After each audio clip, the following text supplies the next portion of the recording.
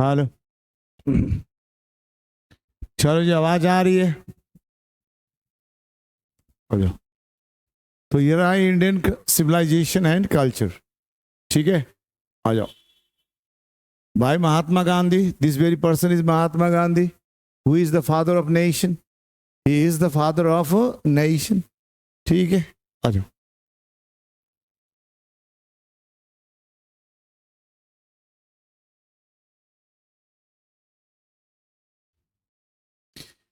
Mohandas Karamchand Gandhi was an Indian lawyer, anti colonial nationalist. ठीक है, anti colonial यानी वकील तो थे ही, एंटी कॉलोनियल थे, उपनिवेशवाद के विरोधी थे, एंड पॉलिटिकल एथिस्ट। ठीक है, और राजनीति में भी इनका योगदान था। And who employed non-violent resistance to lead a successful campaign for Indian independence। और इन्होंने नॉन वायलेंस कोऑपरेशन क्या कहते हैं, रेजिस्टेंस किया, नॉन वायलेंस अहिंसा से, है ना। उन्होंने क्या कहते हैं, विरोध किया अंग्रेजों का, और lead a successful campaign India's independence. और भारत की स्वतंत्रता में इन्होंने बहुत ही बड़ा योगदान दिया, जिसके चलते भारत इंडिपेंडेंट हो गया from the British rule.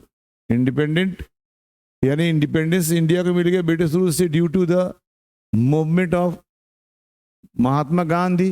The name of the Mahatma Gandhi movement was non cooperative movement, non violent movement.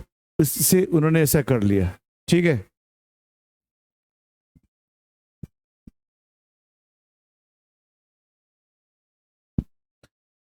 तो ये रहा उनकी। And in turn inspired the movement for civil rights and freedom across the world. और उन्होंने पूरे दुनिया भर में सिविल राइट्स के लिए भी लड़ाई किया, लोगों को मोटिवेट किया ताकि इस तरह के मूवमेंट जारी रह सके। ठीक है, तो ये रहा महात्मा गांधी के बारे में कुछ आपका डिस्क्रिप्शन, जो महात्मा गांधी ने किया था। ठीक है, अब ये पैदा कब हुए थे? 2 अक्टूबर 1869 को। ठीक है, और इनका देहांत हो गया था 30 जनवरी 1948 को, एट द एज ऑफ 78। ठीक है, देहांत कहाँ हुआ था? न्यू दिल्ली में हुआ था। इनका जन्म कहाँ हुआ था? पोरबंदर में हुआ था। ठीक है, उसमें भारत आज़ाद नहीं था, ब्रिटिश राज था। कॉज ऑफ डेथ क्या था? असैसिनेशन, यानी हत्या की गई थी इनको। सब लोग को पता है, नाथूराम गोडसे ने इनको गोली मार दी थी। इनका मोन्यूमेंट कहाँ है? राजघाट में। इनका स्मारक कहाँ है? राजघाट में। ठीक, इतनी बात समझ में आ रही है? आ जाओ।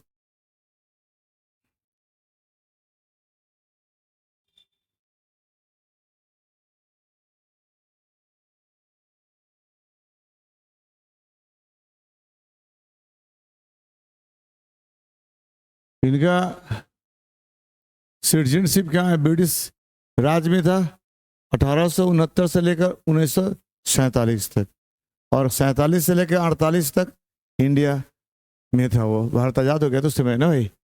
उनकी पढ़ाई लिखाई हाई स्कूल, आप ऑल्फ्रेड हाई स्कूल से, राजकोट से उन्होंने स्कूल पास आउट किया, और सामल दास आर्ट कॉलेज भावनगर से उन्होंने क्या कहते हैं +2 वगैरह किया, BA किया, ग्रेजुएशन किया। ठीक है, और लॉ करने के लिए तो बाहर ही गए थे। ठीक है, और ये इन्होंने कब से कब तक किया? मैंने 1880 से लेकर 1887 तक इन्होंने स्कूलिंग किया। 1880 से लेकर फिर 1888 तक, माने 87 से 88 तक। ये क्या है भाई? चलो इसको छोड़ो यार। यानी इन्होंने कॉलेज कहाँ से पढ़ाई लिखाई किया? राजकोट से किया, और है ना भावनगर से इन्होंने पढ़ाई लिखाई किया। इतनी बात समझ में आ गई?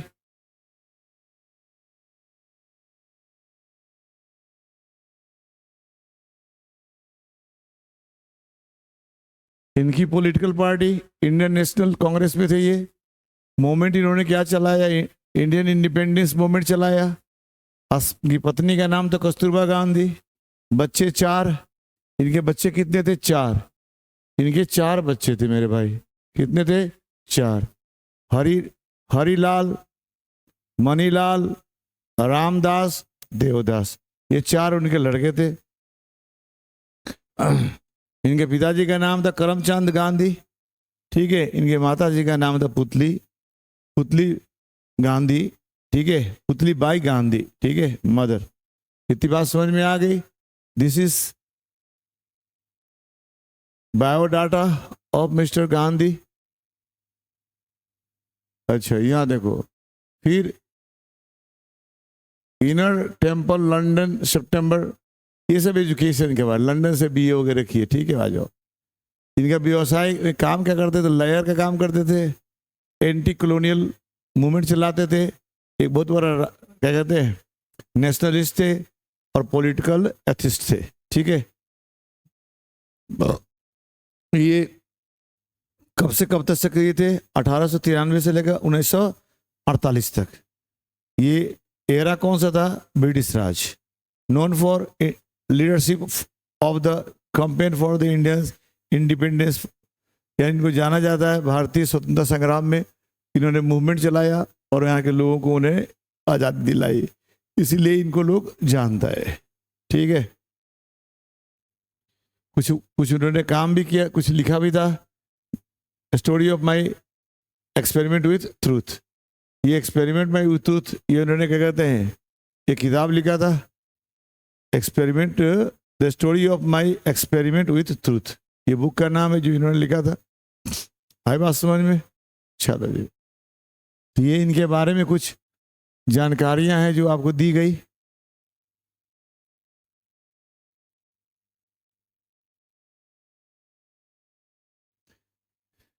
ये देखो,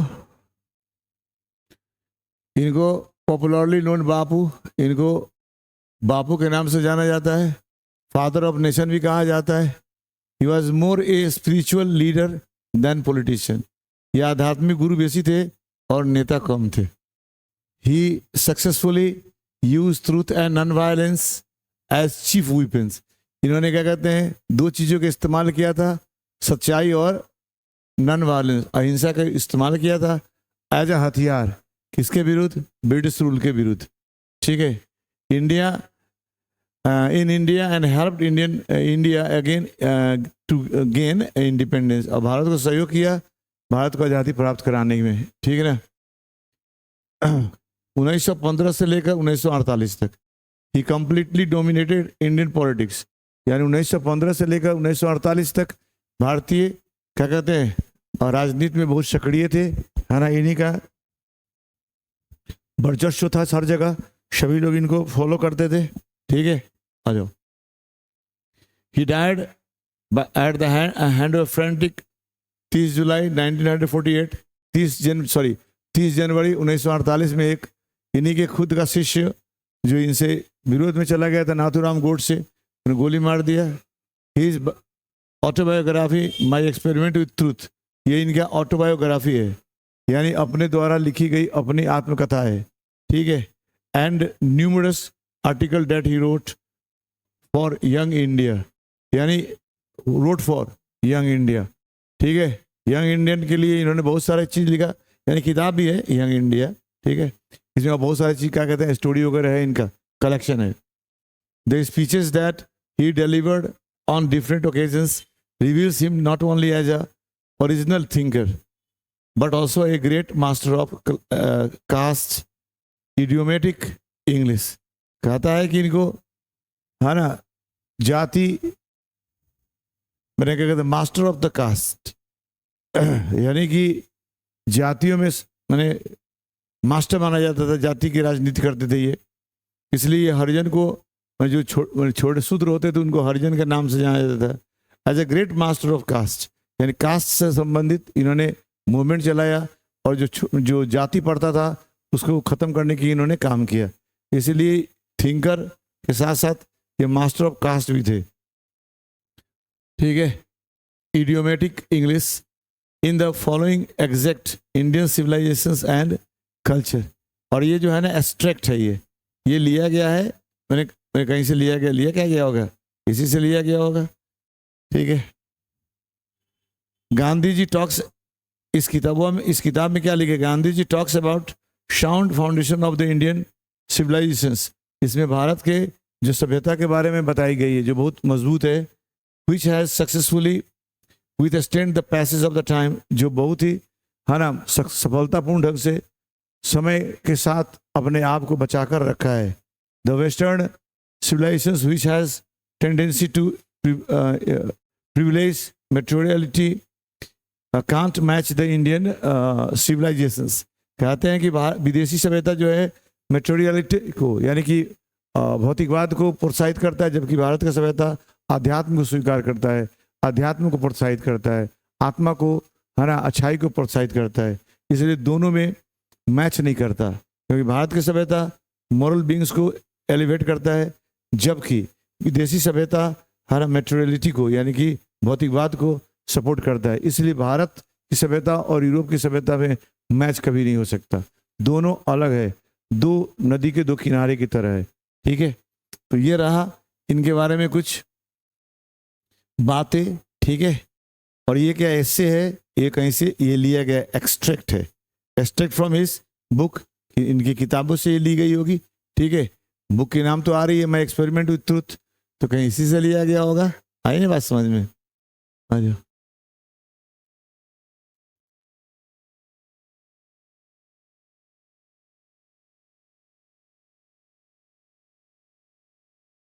देख लो यहाँ लिखी गया, the present essay is an extract from his autobiography experiment with truth.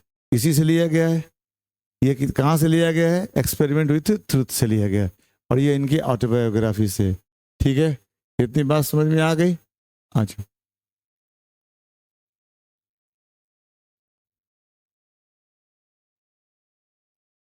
आज यहाँ से इसकी चैप्टर स्टार्ट होता है। कहते हैं गांधी जी, यहाँ आई देखो, ये आई जो है ना ये गांधी जी है। ठीक है। गांधी जी है। ठीक है। गांधी जी, आई स्टैंड्स फॉर गांधी जी, यही स्पीकर है ना। ठीक है। अब देखो ये कहते हैं कि सिविलाइजेशन जो इंडिया, जो सभ्यता भारत ने इवॉल्व किया, विकसित किया है, नॉट टू बी बीटन, इसे कोई हरा नहीं सकता इन द वर्ल्ड, दुनिया में। जो सभ्यता भारत ने इवॉल्व किया है, विकसित किया है, उसे दुनिया में कोई हरा नहीं सकता। Nothing can equal the seed sown by our ancestor. और भारत की सभ्यता की जो संस्कृति की जो बीज भारत के पूर्वजों ने बोया है, इसका कोई मैच नहीं है, अनमैच है। इसीलिए देखोगे दुनिया के सारा सभ्यता, जैसे रोम की सभ्यता खत्म हो गया, यूनान की सभ्यता खत्म हो गया। ठीक है। फिर कहते हैं फारोस, यानी जो विदेशी सभ्यता है, यानी ये मिस्र की सभ्यता को कहते हैं फेरोस। ठीक है। ये एक सेकंड रुक जाओ यार, कहीं पढ़ा तो नहीं दिए, आ जाओ। अब यहां देखो, फेरोस का मतलब होता है, ये प्राचीन मिस्र की सभ्यता को कहा। ये भी बहुत शक्तिशाली हुआ करता था, इसकी भी अंत हो गया, ब्रोकन हो गया, टूट गया। जापान की बात करता है, जो अपने आप में बहुत विकसित था, ये वेस्टर्नाइज हो गया। चाइना की बात करता है, इसे कहने की जरूरत ही नहीं है। लेकिन भारत की सभ्यता अभी भी स्टील है, जैसे पहले था आज भी वैसा ही है। ठीक है ना। इसलिए भारत जो है ना somehow or others sound at foundation, अभी भी मजबूत है अपने आधार पर। यानी भारत की सभ्यता अभी कुछ नहीं हुआ, दुनिया की सारी विकसित सभ्यताएं खत्म हो गई, लेकिन भारत की सभ्यता अभी जैसा था वैसे ही है, क्योंकि यहाँ के जो सभ्यता है ना वो डिफरेंट है, इसके पास अपने पास पोटेंशियल है इस सभ्यता को अभी तक कंटिन्यू करने का। सारा नाम बताया आपको, यानी रोम खत्म हो गया, ग्रीस खत्म हो गया, मिस्र खत्म हो गया, जापान खत्म हो गया, चाइना खत्म हो गया, कुछ नहीं बचा, लेकिन भारत की सभ्यता अभी भी जैसा था वैसा आज भी है। ठीक है, ऐसा इनका मानना है।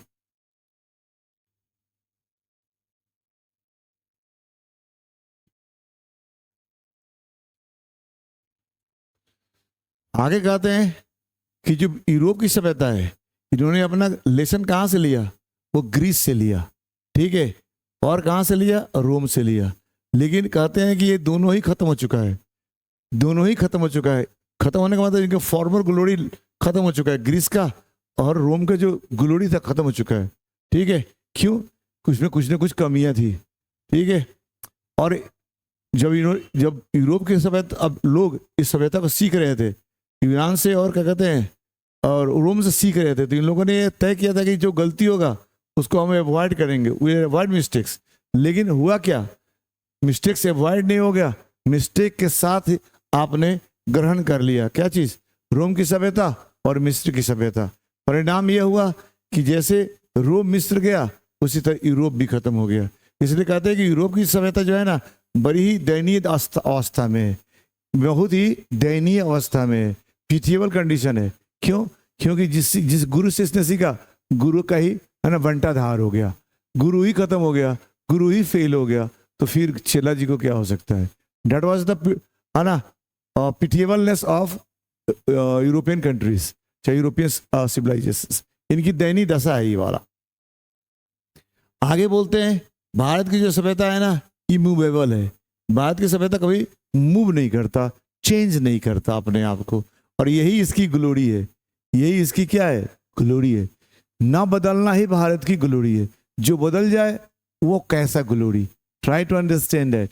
हाँ, जो वक्त के हिसाब से बदल रहा हो, समय के हिसाब से बदल रहा हो, अपने आप को चेंज कर रहा हो। चेंज का मतलब क्या होता है? कि आप इनएडिक्वेट नहीं रहे, अकॉर्डिंग टू टाइम आपकी जो पोटेंशियल है वो इनएडिक्वेट हो गया, अपर्याप्त हो गया, that's why you need some change.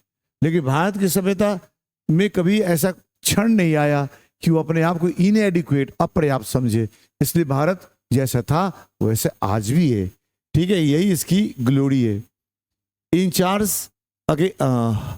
It is a charge against India and her people that show in civilised. कहता है कि ना बदलना ही भारत के लिए, भारत नहीं बदलता है ना, इसलिए लोग इसको कुछ है ना चार्ज लगाते, आरोप लगाते। कौन? यूरोपियंस, जिसमें अपने बहुत सारा छेद है। हाँ, वो दूसरे को दूसरे के चक्कर में है। कहता है कि भारत के नहीं बदला, क्यों? क्योंकि भारत के लोग कैसा है? अनसिविलाइज्ड है। भारत के लोग कैसा है? इग्नोरेंट है। भारत के लोग कैसा है? स्टॉलिड है, माने मूर्ख है। ठीक है, इसलिए इनको चेंज लाना इनके ऊपर है ना इम्पोर्टेंट, नॉट क्या कहते हैं, हो ही नहीं सकता।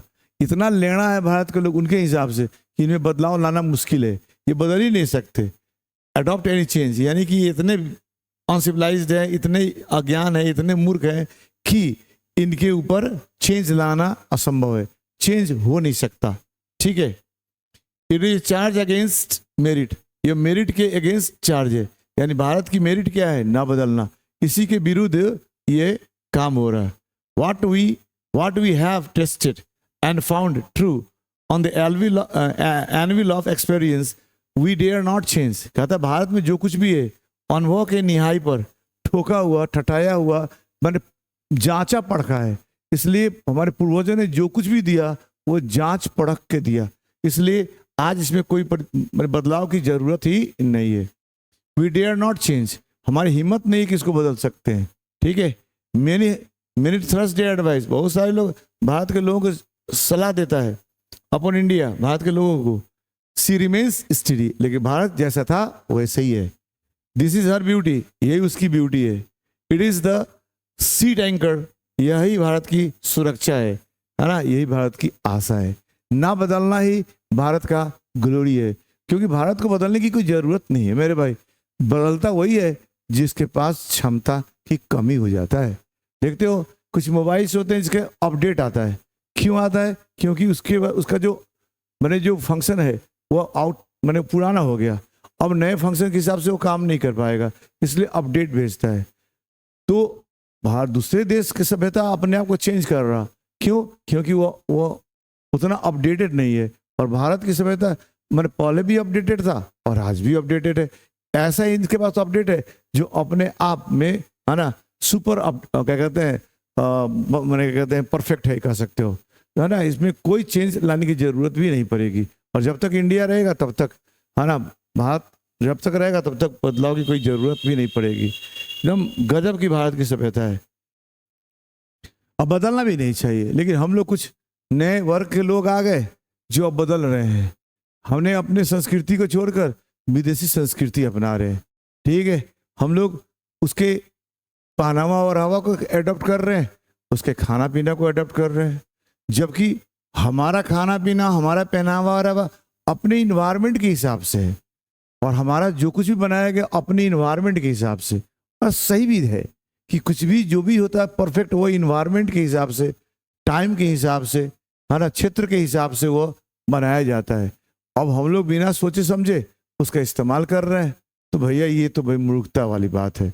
और हम लोग इसलिए कर रहे हैं क्योंकि हम लोग को जो ज्ञान मिल रहा है, हाँ, यूट्यूब यूनिवर्सिटी से आ रही है, और क्या कहते हैं व्हाट्सएप यूनिवर्सिटी से आ रही है, फेसबुक यूनिवर्सिटी से, इंस्टाग्राम यूनिवर्सिटी से आ रही है। वैसे ही लोग, है ना, ये सब फॉलो कर रहे हैं। लेकिन भारत ने जो कुछ कर दिया, जो भी सिस्टम इन्होंने बना दिया, वह चेंज के लायक नहीं है। अब बताइए, यहाँ पे जो हम कपड़े पहनते हैं, धोती, कुर्ता पैजामा, कुर्ता, साड़ी, सलवार, इसमें बदलाव क्या जरूरत है मेरे भाई? इंडिया एक हॉट कंट्री है, यहाँ पे गर्मी पड़ती है। अब यहाँ पे जीन्स पहनने की जरूरत है क्या?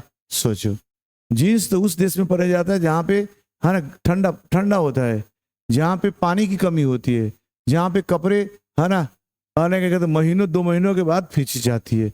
माइनस में टेम्परेचर होता है तो वाटर ही नहीं होता वहाँ पे। जब वाटर ही नहीं होगा तो कपड़ा कौन खींचेगा? इसलिए विदेशी लोग क्या करते हैं, कपड़े को पहनते हैं 2 महीना 3 महीना, उसके बाद उसको फेंक देते हैं। ठीक है, और हमारे यहाँ तो रोज कपड़े खींचे जाते हैं। नहाने जाते हैं तो पहले हम लोग कपड़ा खींच देते हैं, उसके बाद नहाते हैं, और रोज नया कपड़ा हम लोग चेंज करते हैं, क्योंकि हमारा कुर्ता पैजामा, धोती, साड़ी, है ना, ये सब रोज रोज खींचने वाला और पसार धूप में सुखाकर पहनने वाला। ऐसा नहीं है कि एक ही चीज को बार बार पहने। लेकिन यहाँ के नवयुवकों को देख लो, जीन्स पहन रहे गर्मी में। अब बताओ, अंदर तबीयत खराब होगी कि नहीं? आपकी स्किन प्रॉब्लम होगी कि नहीं? हमको तो लगता है कि, हाँ ना, 80% जो यंग पीपल जनरेशन है जो जीन्स वगैरह पहनते हैं, उनको स्किन प्रॉब्लम हो रखा होगा, क्योंकि इतनी गर्मी में एक गंजी बर्दाश्त नहीं हो रही है, आप तो जीन्स मोटा पहन के रखे हो यार, सोच लो। और खाना पीना, ये देखो, हमारे सीजन के हिसाब से यहाँ सब्जियां मिलती है। गर्मी होता है तो, है ना, नेनुआ यानी स्नेक गार्ड, जिसको घेवड़ा बोलते हैं, वो मिलता है, लौकी मिलता है, परवल मिलता है, जिसका तासीर ठंडा होता है। उसको खाने से आपको पेट ठंडा रहेगा। इसमें मसाले कम डाले जाते हैं, और जैसे ही थोड़ा जाड़ा ऋतु आता है तो उसमें मसाले वाले सब्जी बनता है, जैसे गोभी, है ना, परवल, अरे गोभी वगैरह वगैरह, छेमी, ये सब, इसका तासीर गर्म होता है। आजकल तो क्या कहते हैं, हर सीजन में बनाया जा रहा, लेकिन अगर सीजन की बात किया जाए तो भारत में हर सीजन में अलग अलग फ्रूट्स एंड अलग अलग वेजिटेबल्स आते हैं। गर्मी में देखो खीरा, तरबूज, खरबूज, और जाड़े में ऐसा कुछ नहीं होता। जाड़े में संतरा एक्सेट्रा, जो जरूरत है। संतरा में विटामिन सी होता है, खाओगे तो सर्दी वगैरह नहीं लगेगी। और गर्मी में देखो आम, लीची, इसे खाओगे तो शरीर मजबूत होगा, आपकी इम्यून सिस्टम बढ़ेगी। तो बहुत सारे सिस्टम है। तो भारत में हर चीज परफेक्ट है, लेकिन हम लोग कुछ अज्ञानी लोग हैं, मेरे क्या कहते हैं व्हाट्सएप यूनिवर्सिटी वाले, वो ऐसा करते हैं। ऐसा करने से क्या होगा, भारत की जो ग्लोरी है वो खत्म हो जाएगा मेरे भाई। तो please try to understand that. अब सुनो, अब कहते हैं कि भारत की सभ्यता क्या है। Civilisation is that mode of conduct. Civilisation क्या होता है? एक तरीका होता है क्या चीज करने का? है ना, जो बताता है हमको, पॉइंट आउट करता है। यानी सिविलाइजेशन क्या एक तरीका है, हाँ, किस चीज का बताने का, क्या, मनुष्य को पाथ ऑफ ड्यूटी यानी कर्तव्य के राह बताता है। यानी सिविलाइजेशन वह तरीका है जो इंसान को कर्तव्य का राह बताता है। Performance of duty and observance of morality, यानी कि ये बताता है कि कैसे ड्यूटी किया जाता है और कैसे मोरालिटी नैतिकता को फॉलो किया जाता है। ठीक है, सो वी नो आवरसेल्व्स, ताकि हम अपने को जान सके। ठीक है, जो आदमी अपने को जान जाएगा वो आदमी दुनिया का सबसे बड़ी क्या कहते हैं ज्ञानी कहलाता है, अपने को जानना। लेकिन हम लोग क्या करते हैं, दूसरे को जानते हैं। आपसे पूछे हु आर यू, तुम कौन हो, what is the purpose of your coming, आपके यहाँ आने का उद्देश्य क्या है, तो आप कंफ्यूज हो जाओगे भाई। हाँ, तो सही में सही ज्ञान वही है जो अपने को जान ले, तुम हो कौन और तुम्हारा यहाँ आने का उद्देश्य क्या है। इसी को परम ज्ञान बोलते हैं। ठीक है, इसी को इनलाइटेनमेंट बोलते हैं। बुद्ध ज्ञानी हो गए कैसे, क्योंकि वो जान गए कि वह कौन है, वह यहाँ क्यों आए हैं। बाकी समय तो हम लोग को लोग जो बताता है वही है। आपको बताया आप हिंदू हो, उसके हिसाब से आप बोलते हो हिंदू हो। कोई बता दिया आपको मुस्लिम हो, उसके हिसाब से बोलते हो मुस्लिम हो। तुम्हें पता है कि तुम कौन हो, तुम्हें नहीं पता। तुम्हें कोई नाम दिया, उसी नाम से जानते हो, लेकिन वो तुम्हारा नाम नहीं है। अब मान लो ये बोतल है, मान लो ये बोतल है, ठीक है, इसके अंदर पानी है। अब मैं आपको बता दें कि नहीं ये पानी नहीं है, एसिड है, तो फिर आप इस पानी को पियोगे, नहीं पियोगे ना यार। तो इसी तरह आदमी को बता दिया गया तुम कौन हो। अरे आप जानो, उधार की ज्ञान नहीं रखनी चाहिए, अपनी खुद की ज्ञान देखो, तुम हो कौन, तुम्हारा पर्पस क्या है, तुम्हारा उद्देश्य क्या है। एक तो जानवर भी पेट पोषता है और तुम भी एक पेट पोषते हो। ठीक, तो what is the difference between an animal and a man, क्या अंतर है यार। वो भी तो अपना पेट पोष रहा है, अपने बाल बच्चे को पोष रहा है, तुम भी पेट पोष रहे हो, अपने बाल बच्चे को पोष रहे हो, तो क्या अंतर है। वो भी मर जाता है, तुम भी मर जाते हो। What is the difference. Difference तभी होगा जब तुम अपने आप को जानोगे। बुद्ध इस बात को जान गए, वो डिफरेंट हो गए और वह भगवान बन गए। महावीर इस बात को जान गए, वो डिफरेंट हो गए, भगवान बन गए। हाँ, जीसस जान गए, भगवान बन गए। ठीक है, और मोहम्मद साहब जान गए, पैगंबर साहब बन गए। तो हर आदमी जो ज्ञानी होता है इसी को जानता है। ठीक है, और हम ज्ञानी आदमी, है ना, दूसरे के दिए हुए ज्ञान को हम लोग फॉलो करते हैं। ठीक है, मत फॉलो करो यार। ठीक है, जानो तुम अपने आप को। तो इसलिए कहता है कि सिविलाइजेशन का मतलब ही होता है ना, बताना, कर्तव्य को बताना, अपने अंदर की क्षमता को जानना। ठीक है, जो आदमी अपने कर्तव्य को सही ढंग से निभाएगा, है ना, अपनी मोरालिटी को सही ढंग से फॉलो करेगा, वही आदमी अपने को जान पाएगा। और जो आदमी अपने को जान गया वह विश्व विजेता हो सकता है। ठीक है, वो विश्व विजेता हो सकता है। जैसे कहा जाता है कि जो अशोक था, अशोक के पिताजी इस चीज को पसंद नहीं करते थे। ठीक है, अशोक के जो भाई था, जो सौतेला भाई, तो उसको पसंद करते थे। तो अशोक के पिताजी ने इन्हें क्या कहते हैं तक्षशिला भेज दिया। ठीक है, वो ये तक्षशिला नहीं जो क्या कहते ज्ञान के लिए, एक पाकिस्तान में भी ये चला गया पाकिस्तान में। वहाँ हमेशा गृह युद्ध वगैरह होता था, बहुत डेंजरस टाइप के लोग वहाँ रहते थे। तो इनको कहा कि जाओ वहीं लड़ाई करने के लिए, ये चले गए, लेकिन इनके हथियार नहीं दिया, क्योंकि वो चाहते थे, इनके पिता चाहते थे कि जाएगा और मर जाएगा तो हमेशा के लिए मेरे जो सौतेला बेटा है उसके लिए रास्ता साफ हो जाएगा। ठीक है, तो उसके जो सेनापति था उसने पूछा महाराज हम लोग लड़ेंगे कैसे। हाँ, कहा कि लड़ना, हथियार तो उस जमीन हमको देगा, हथियार तो वहीं से मिल जाएगा मुझको, जमीन ही दे देगा। यानी इतना उनके पास कैलिबर था, वो जानते थे हाँ कि कैसे हम जीत सकते हैं। उनकी अपनी क्षमता पर, काबिलियत पर भरोसा था कि मैं हारूंगा नहीं। और वो अपने क्या कहते हैं कहीं से अपने हथियार बना लिए और वो युद्ध जीत गए। यानी क्या कहते हैं वो तक्षशिला के युद्ध जीत गए। ठीक है, और यहाँ आए, उसके बाद जो इन्होंने किया, अपने सबके भाइयों को खत्म कर दिया और यहाँ का राजा बन गए, जबकि उनके मैंने क्या कहते राजा बनने के चांसेस ही नहीं था। लेकिन कहा जाता है कि 100 भाइयों के मारने के बाद वो राजा बने। तो उनको पता था कि मैं राजा बनूंगा, कोई बनाए या ना बनाए। तो आपके अंदर भी ये क्षमता होनी चाहिए कि मैं, क्योंकि अपने को जान जाओगे तो तुम्हें पता ही कोई तुमको भूल आएगा नहीं। और यही बात कोई भी सभ्यता सिखाती है। ठीक है, अच्छा, इन दिस डेफिनेशंस करेक्ट, कहता है ये अगर डेफिनेशन सही है तो भारत को किसी से सीखने की जरूरत नहीं है। भारत को लर्न करने की एनीबॉडी किसी सीखने की जरूरत नहीं है। ये अगर ऊपर वाला डेफिनेशन सही है तो भारत को किसी से सीखने की जरूरत नहीं है। भारत को सिखाने की जरूरत है, लेकिन हमें सीखने की जरूरत नहीं है। लेकिन हम लोग अब सीख रहे हैं, chowmein, burger, pizza, hot dog, ये सब करना और खाना खिलाना सीख रहे हैं। ठीक है, यानी हम लोग अब, है ना, अपने नाश की ओर, अपने विनाश की ओर बढ़ रहे हैं। ठीक है, फास्ट फूड खा रहे हो ना यार, देखो कितना जल्दी फास्ट डेथ आता है तेरे पास। Try to understand it. ठीक है, कहता है हम लोग जानते हैं कि माइंड क्या है। माइंड एक रेस्टलेस बर्ड है। ये जो दिमाग है ना तेरे पास, वो एक, है ना, चिड़िया है। वो भी कैसा चिड़िया? रेस्टलेस, यानी ऐसा चिड़िया जो रेस्टलेस है। रेस्टलेस मतलब है ना कि जिसका कोई क्या कहते हैं, मैंने क्या कहते हैं, चैन नहीं, बेचैन चिड़िया है वो। The more it gets the more it wants, जितना ही उसको मिलता है उतना ही पाने की इच्छा रखता है। एंड रिमेन अनसेटिस्फाइड, और जिंदगी भर वह असंतुष्ट रहता है। ठीक है, द मोर, इसलिए कहता है कि भैया माइंड के चक्कर में मत रखो। माइंड कभी शांत नहीं रहता, और जो आदमी माइंड के पीछे भागता है ना भाई, वो आदमी कभी सक्सेसफुल नहीं हो सकता। ठीक है, इसलिए माइंड के चक्कर में मत रहो। लेकिन हम लोग क्या है, माइंड के चक्कर में है। इसलिए हम लोग देखते हो कोई संतुष्ट है, अगर 1 लाख रुपया कमा लिए तभी संतुष्ट नहीं है, 1 करोड़ कमा लिए तभी संतुष्ट नहीं है, बिल्डिंग बना लिए, कार किन लिए, गाड़ी किन लिए, सब हो गया, फिर भी संतुष्ट नहीं है। क्योंकि और माइंड जो है ना बेचैन है। ठीक है, और इस बेचैन माइंड को लेकर तुम, है ना, परमानेंट कोई ऐसा काम नहीं कर सकते जो बुद्ध महावीर करते थे। जितना ही अधिक हम इंडल्ज होंगे, है ना, अपने इंडल्ज होंगे अपने पैशन में, यानी अपने क्या कहते हैं भोग विलास में।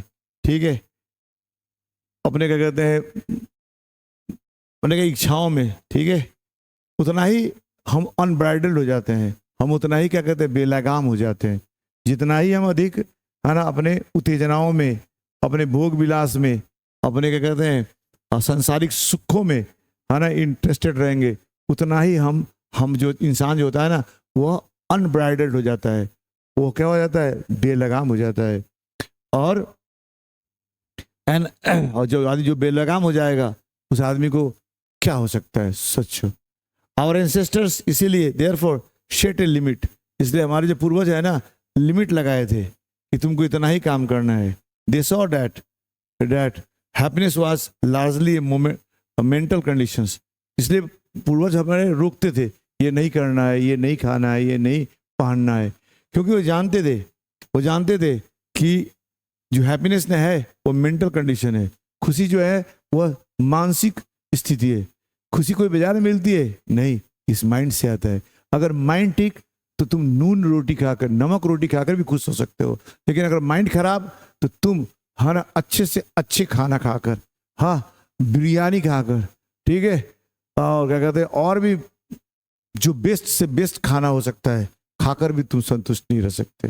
ठीक है, इसलिए भैया माइंड को ठीक करो। लेकिन हम लोग माइंड को ठीक नहीं करते, है ना, माइंड को और भी ठीक कर लेते हैं। और हमारा एजुकेशन सिस्टम माइंड बेस्ड है, हमारे माइंड को एक्टिवेट करता है। और जब हमारा माइंड एक्टिवेट हो जाता है तो हमारा फीलिंग्स जो डीएक्टिवेट हो जाता है, इमोशन डीएक्टिवेट हो जाता है। इसलिए देखोगे आज के ज़माने में लोग मेंटल हैं और हर काम माइंड के हिसाब से करते हैं। दोस्ती भी करते हैं माइंड के हिसाब से, प्यार भी करते हैं माइंड के हिसाब से, शादी भी करते हैं माइंड के हिसाब से, जो कुछ भी करते हैं माइंड के हिसाब से। फीलिंग्स तो होता ही नहीं है। इसलिए अभी देखो, है ना, मेल है और कुछ देर के बाद देखो, है ना, फ्रिक्शन है। अभी देखो शादी हुआ, कुछ दिन के बाद देखो ब्रेकअप हो गया। ऐसे पहले होता था? नहीं होता था मेरे भाई। तो यही है हमारी क्या कहते हैं प्रॉब्लम, क्योंकि हम लोग माइंड बेस्ड काम कर रहे हैं। माइंड कभी किसी के कंट्रोल में नहीं होता। माइंड को कंट्रोल करने के लिए इसीलिए तो हमारे ऋषि महर्षि लोग योगा कराते थे, ध्यान कराते थे। ध्यान क्या है?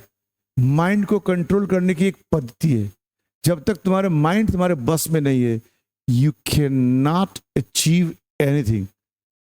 जो कुछ भी अचीव करो वो टेम्पररी होगा मेरे भाई। इसलिए देखते हो बड़े बड़े लोग ध्यान करते हैं। क्या हमारे मोदी जी ध्यान नहीं करते? मोदी जी भी ध्यान करते हैं। अगर ध्यान नहीं करेंगे तो इतना क्या कहते हैं प्रेशर को हैंडल नहीं कर पाएंगे। जितने भी बड़े लोग हैं, हाँ जितने भी दुनिया के बड़े लोग हैं, करोड़पति, अरबपति, खरबपति, वे सारे लोग ध्यान करते हैं। और हम इंडियंस इसका कोई बात नहीं करते। हम लोग ध्यान की तो बात ही कम करते, केवल बकवास करते हैं। हाँ जब देखो तो बकवास करते हैं। देखोगे देश की चर्चा करेंगे, हाँ देश दुनिया की चर्चा करेंगे, हाँ कहेंगे इजराइल को देखो, हाँ फिलिस्तीन को देखो, हाँ बहामास को देखो, अरे यार यूक्रेन को देखो, रशिया को देखो। अरे यार तू अपने को देखो ना, अपने को देखो, अपने परिवार को देखो। दुनिया को छोड़, दुनिया के देखने के लिए सब कुछ है, लेकिन हम लोग पूरा दुनिया देखते हैं और अपना बगल के परिवार नहीं देखते। ठीक है, तो कहा जाता है ना कबूतर को 80 को सूझता है और उसके पिछाड़ी बगल में वो नहीं सूझता। तो हम लोग कबूतर की तरह जिंदगी जीते हैं। तो इसीलिए गांधी जी बता रहे हैं कि माइंड के चक्कर में मत ना आना, नहीं तो माइंड तुमको हमेशा आना मेंटल कर देगा। और सही में देखा जाए तो लोग यहाँ मेंटली है, 90% लोग मेंटली दिखाई दे रहा, क्योंकि वो पागल की तरह काम कर रहे हैं। ठीक है, तो अब मान लो कि सभी लोग मेंटली है सभी लोग मेंटली है, तो कौन किसको कहेगा कि मेंटल नहीं है? बताओ। मैंने अगर मान लो कि 100 में 90 लोग मैंने क्या कहते पागल है, तो फिर 10% की क्या वैल्यू होगी? 10% अगर 90% को कहेगा तुम पागल है, तो 90% वाले लोग मानेगा कि ये जो बोल रहा है सही है। बात समझ में आ रही है? तो जो 90% है वो कहेगा कि वो 10% वाला खराब है, वो पागल है। क्योंकि जो पागल है ना उसकी अंग्रेजी होती है एबनॉर्मल। समझ रहे हो? उसकी अंग्रेजी क्या होती है? एबनॉर्मल, जो नॉर्मल नहीं है।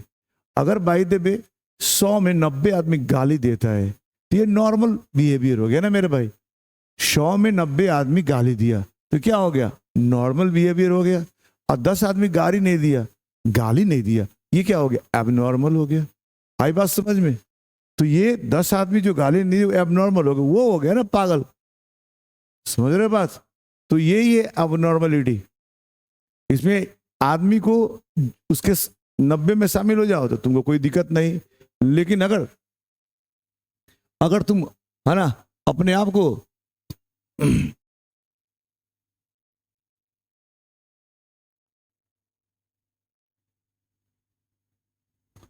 को तुम चाहते हो कि भैया मैंने क्या कहते हैं मैंने अलग हट के काम करे, तो आपको वो जो 90 आदमी है ना आपको करने नहीं देगा। हाँ, इस पे कहानी हमको याद आ जा रही है कि दो राज्य था। अब पहले जमाने में 2 राज्यों के बीच में हमेशा लड़ाई चलती रहती थी। तो 2 राज्य में हमेशा लड़ाई होती थी। एक बहुत ही अच्छा राज्य था, विकसित था, संपन्न था, और एक बगल वाला जो है ना वो थोड़ा सा मैंने अविकसित था, हमेशा लड़ाई करता रहता था। लेकिन इससे अगर लड़ाई करता था तो ये पछाड़ देता था। तो जो कमजोर था वो क्या करेगा? जैसे होता है ना बच्चे को अगर मारोगे तो क्या करे? दांत ही काटेगा। तो कमजोर सामने से नहीं आता, पीछे से आता। तो उसने क्या किया कि उसने कुछ ड्रग्स यानी कुछ दवा बनवाया और कहा कि जाओ उस राज्य के जितने भी कुआं है उसमें तुम इस दवा को डाल देना। पहले जमाने में लोग कुआं से पानी पीते थे ना भाई, कल चापाकल नहीं था, ट्यूबवेल नहीं था। तो सार्वजनिक जो कुआं था सब में डाला गया। राजा भी तो कुआं से ही पानी पीते थे। राजा का कुआं कहाँ था? राजमहल के अंदर। तो उसमें वो दवा नहीं डलाया, जबकि पूरे गांव के कुएं में दवा डल गई। और शाम होते होते पूरे गांव के लोग, पूरे एरिया के लोग पी लिया और सारे लोग एबनॉर्मल हो गए, सारे लोग पागल हो गए। ठीक है, बस बच कौन गया? राजा, क्योंकि राजा के कुएं में डलाया नहीं था। अब सुनो, कल तक ये जो प्रजा था राजा का गुण गाते थे, क्योंकि समझदार थे, दिमाग सही था, राजा भी उनके हिसाब से काम करते थे। अब ये शाम होते होते पूरे पानी पिलाने के बाद ये लोग पागल हो गए। अब देखे कि पूरा गांव एक तरफ सोच रहा है और राजा एक अलग तरीका से सोच रहा है, यानी इनका सोच और राजा के सोच में अब अंतर आने लग गया। ठीक है, क्योंकि पागल को तुम पागल कहोगे तो कहेगा नहीं हम नहीं पागल, तुम पागल हो। ठीक है, तो राजा इन लोगों को समझाता, ये कहता राजा पागल हो चुका है। अब ये लोगों ने, पागलों ने क्या किया, एक जमात बनाया, एक इनकलाब जिंदाबाद का ग्रुप बनाया और पूरे राज्य में राजा के विरोध में, है ना, जुलूस निकलने लग गया, राजा के विरुद्ध में काम होने लग गया, राजा मुर्दाबाद की जुलूस लगने लग गई, मैंने क्या कहते हैं नारा लगने लग गई। अब एक दिन ऐसा हुआ कि पूरा के पूरा गांव, पूरा का पूरा राज्य के लोग इकट्ठा हो गए राजमहल के सामने और वे लोग राजमहल में घुसने की तैयारी करने लग गए। हाँ, जैसे देखे थे बाहुबली में, उस तरह। तो फिर राजा सोचा कि भाई अब तो बड़ा दिक्कत होगी। तो उसका जो मंत्री था, हाँ, उसने इसको राय दिया कि सुनिए राजा, आपका बचने का एक ही उपाय है, आप पीछे के दरवाजे से निकल जाइए और गांव के कुएं में से आप भी पानी पी लीजिए और अपने बच्चे और अपने पत्नी को भी पिला दीजिए। उसके बाद देखिए आपकी स्थिति एकदम ठीक हो जाएगी। कहा हाँ एकदम ठीक हो जाएगी, मेरी बात तो मानिए। सही में राजा गया और कुएं की पानी पिया है बाहर से, अपने पिया, बच्चों को पियाया, अपनी पत्नी को पियाया। राजा भी पागल हो गया। जब राजा पागल हो गया, अब उसके हिसाब से राजा भी करने लग गया। तब प्रजा को लोगों को लगा कि अब राजा ठीक हो गया, है ना, आंदोलन खत्म हो गई मेरे भाई। Try to understand that. तो यही जमाना है, यही है, लोगों के हिसाब से काम करो तो ठीक, और लोगों के हिसाब से काम ना करोगे तो तुम हो जाओगे पागल। क्यों? क्योंकि लोगों को अपनी कुछ पता होता नहीं है। ये जो है ना सरका हुआ है, ये जो है ना घसका हुआ है, मेंटली हम लोग थोड़ा सा है, ठीक है, क्योंकि हम लोग माइंड के पीछे भाग रहे हैं ना। तो दिस इज द, है ना, वो स्टोरी के पीछे का यही कारण था। माइंड बस में नहीं रहेगा तो तुम्हें ऐसे ही करना पड़ेगा। आ जाओ, इतनी बात समझ में आ गया? इसलिए खुशी, अगर खुशी चाहिए तो अपने माइंड को ठीक करो, खुशी चाहिए तो क्या करोगे, माइंड को ठीक करो। ठीक है, happiness was largely mental condition. Mind को ठीक करो, तुम ही ठीक हो जाओगे। लेकिन हम लोग माइंड को ठीक नहीं करते हैं, सामान किनने लगते हैं खुशी के लिए। हाँ, गाड़ी ले लेंगे तो खुश हो जाएंगे, घर बना लेंगे तो खुश हो जाएंगे, शादी कर लेंगे तो खुश हो जाएंगे, ऐसा।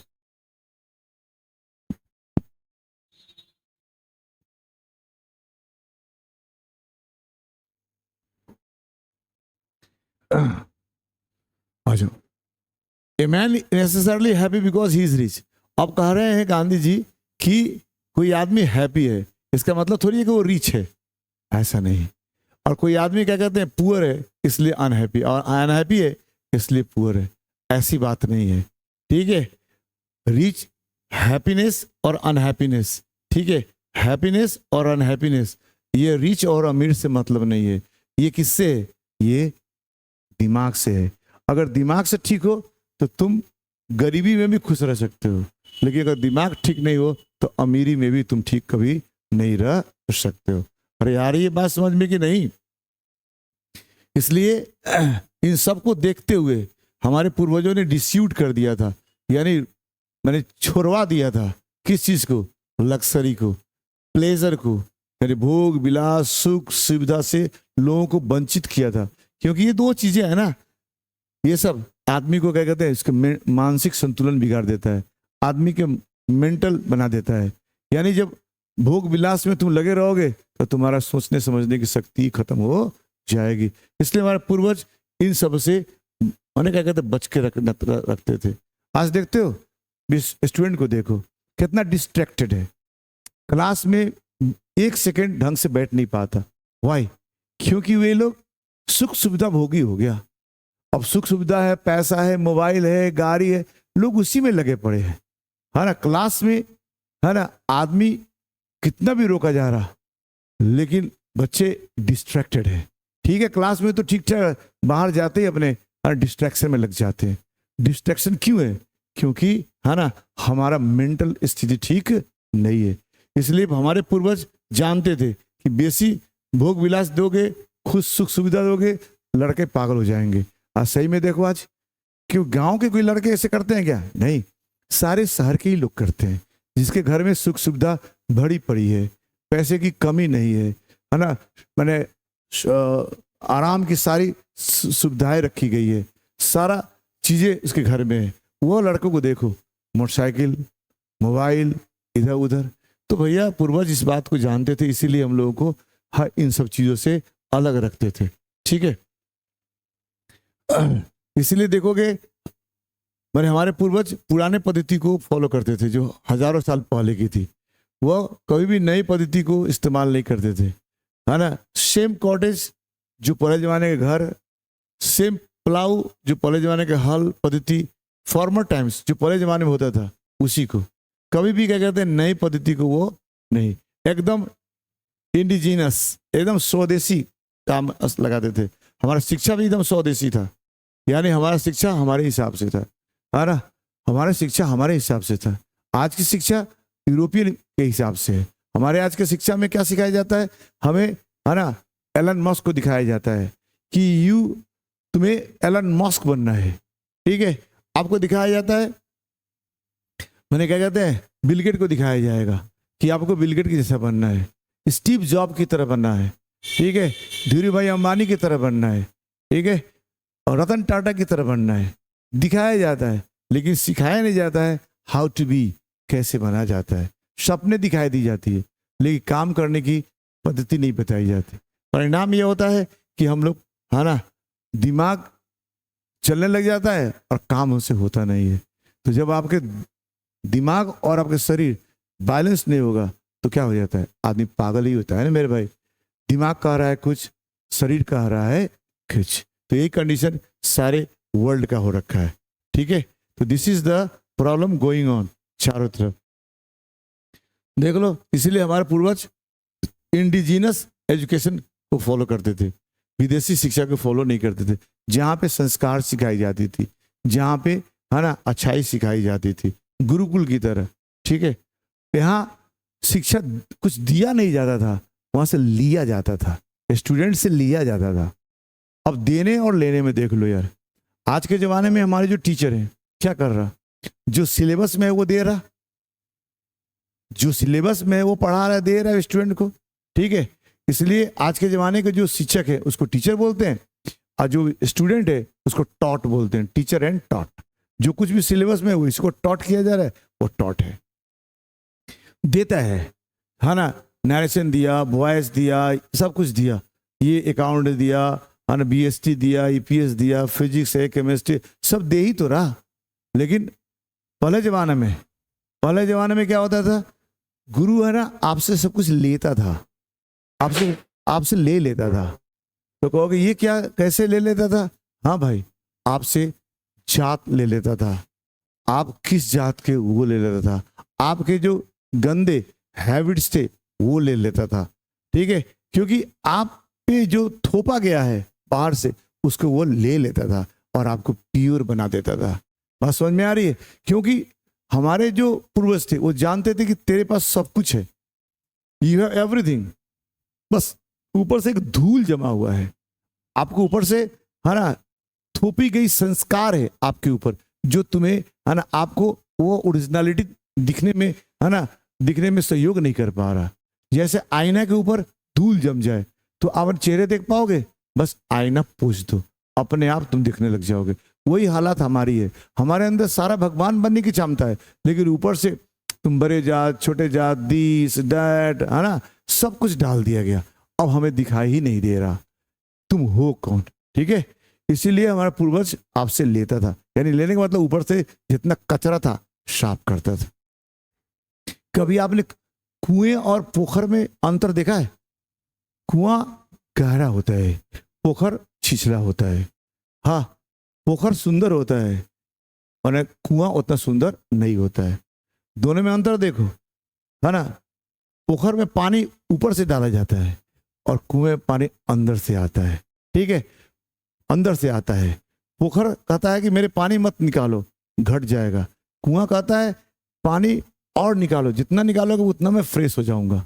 आ रही बात समझ में? तो that is the difference between a kuan and A pond. अब सुनो, पॉन्ड और कुआं, कुआं कैसे बनता है? पानी ऊपर से डाला जाता है कि पानी ऑलरेडी उसके अंदर है? पानी है, बस ऊपर से हम लोग मिट्टी हटा लेते हैं। हम लोग ऊपर से मिट्टी हटा लेते, पानी ऑलरेडी वहीं होता है। उसी तरह हमारे अंदर भी सब कुछ है, हम लेके पैदा हुए हैं मेरे भाई, बस ऊपर से थोपा गया संस्कार आप कर उसे देखने से रोकता है। तो हमारे गुरुवर जो थे ना, इसको ले लेते थे, हटा देते थे और हम अपने आप को देखने लग जाते थे। द्रोणाचार्य है ना, 5 भाई गए थे पांडव, क्या पांचों को धनुधर बना दिए क्या? नहीं, वो जानते थे अर्जुन ही धनुष विद्या में आगे बढ़ सकता है। हाँ, और भीम गदा में। सब भाई की अलग अलग तरीका था। तो हमारे जो द्रोणाचार्य थे वो सबको अलग अलग ट्रेन किए। और आज के देखो, सबको एक ही ट्रेनिंग दिया जा रहा। अगर आज ये 5 पांडव होते तो इनका कोई क्षमता नहीं होता। अब बताओ, अर्जुन अगर गदा चलाते और भीम तीर चलाते तो क्या होता? सोचो। वही आज के एजुकेशन पॉलिसी में हो रही है, सबको एक ही चीज पढ़ाया जा रहा। ठीक है, तो हमारे गुरु वह क्या करते थे, पहले हमसे लेते थे, देते कुछ भी नहीं थे। और आज क्या हो रहा है, दिया जा रहा। इसलिए हम लोग एकदम डल होते जा रहे हैं। हाँ, हमको लग रहा है कि हम लोग ऊपर से इतना ना ठूस दे रहा है कि हमारी जो सोच है, समझदारी, वो खत्म हो जा रही है। बस रटा हुआ हिसाब से चलते हैं। ठीक है, बच्चों को पढ़ाया जाता है जेंटलमैन, जी फॉर जेंटलमैन।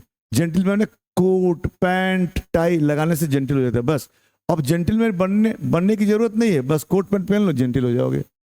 तो आदमी को सिखाया जैसे जा रहा है उसी हिसाब से सीख रहा है, अपना कोई बुद्धि लगा नहीं रहा है मेरे भाई।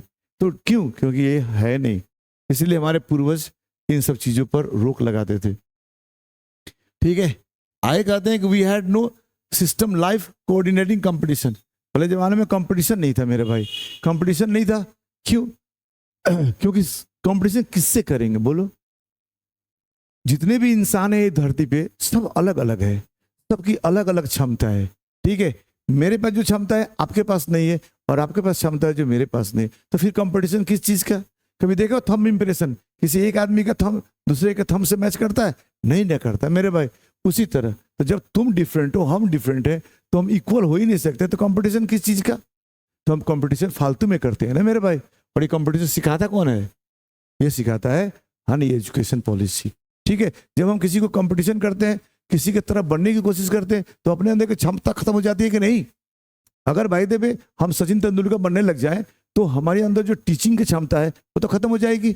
जो एबिलिटी हमारे पास टीचिंग वाली, वो खत्म हो जाएगी, और ना मैं क्रिकेटर बन पाऊंगा, और अपना जो है खत्म हो जाएगा। तो हर आदमी को ट्रेन किया जा रहा है, नहीं होगा मेरे भाई। क्षमता देखो, जिस लायक है उसी तरह की व्यवस्था होनी चाहिए। ये कंपटीशन क्या है?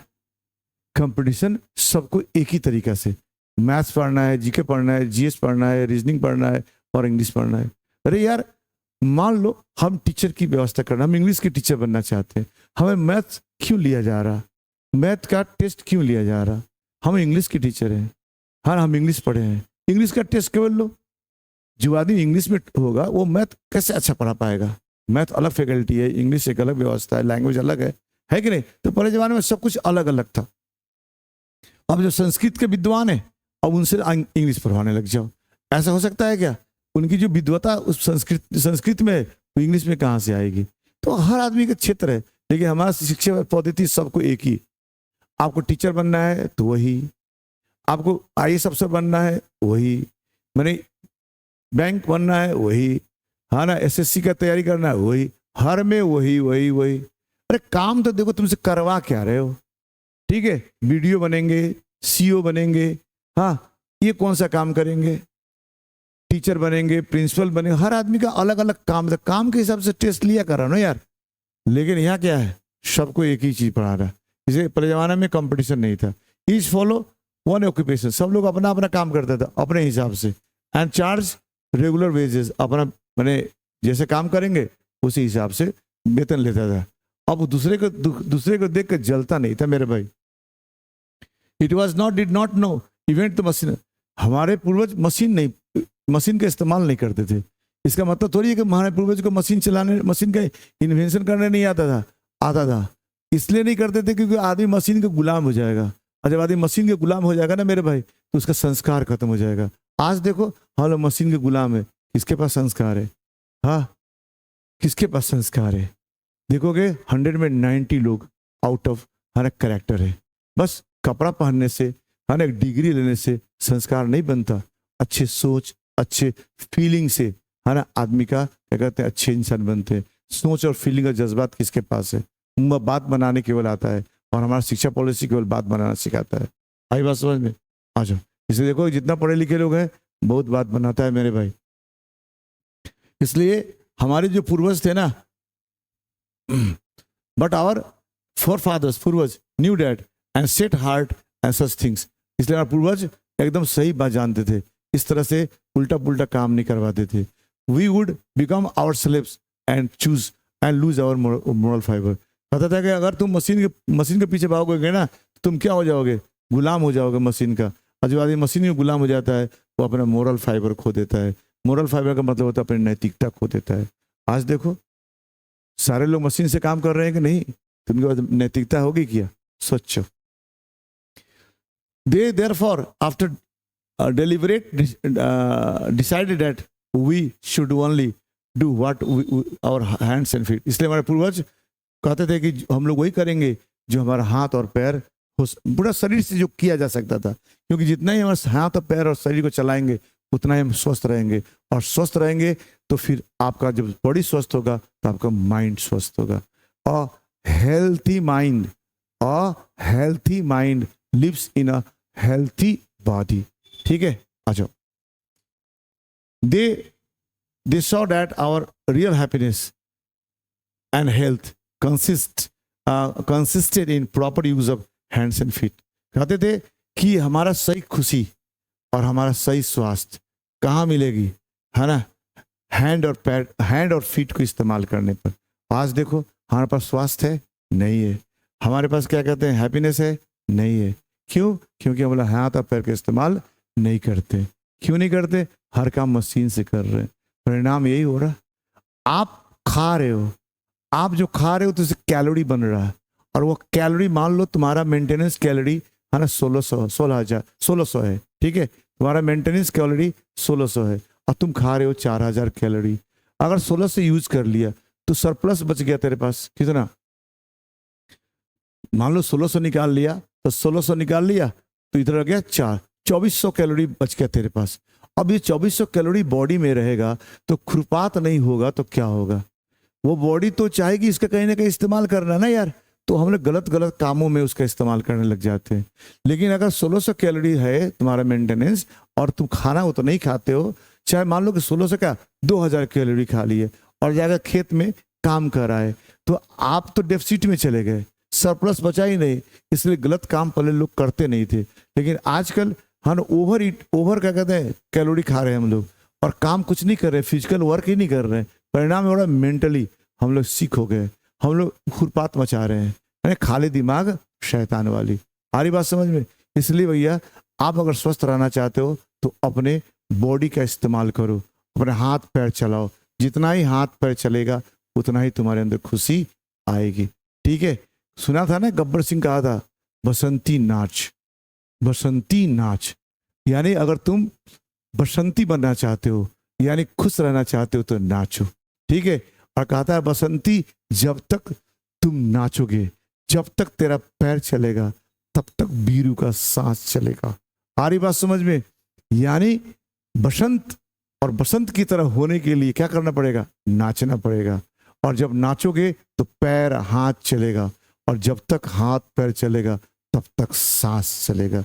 आ रही बात समझ में? सुने वो डायलॉग, बसंती नाच, जब तक तेरे पैर चलेंगे तब तक बीरू का सांस चलेगा। अगर तुम्हारा भी सांस चलाना चाह रहे हो ना तो पैर हाथ चलाना पड़ेगा। बात समझ में आ रही है? वही बात हमारे गांधी जी भी कह रहे हैं।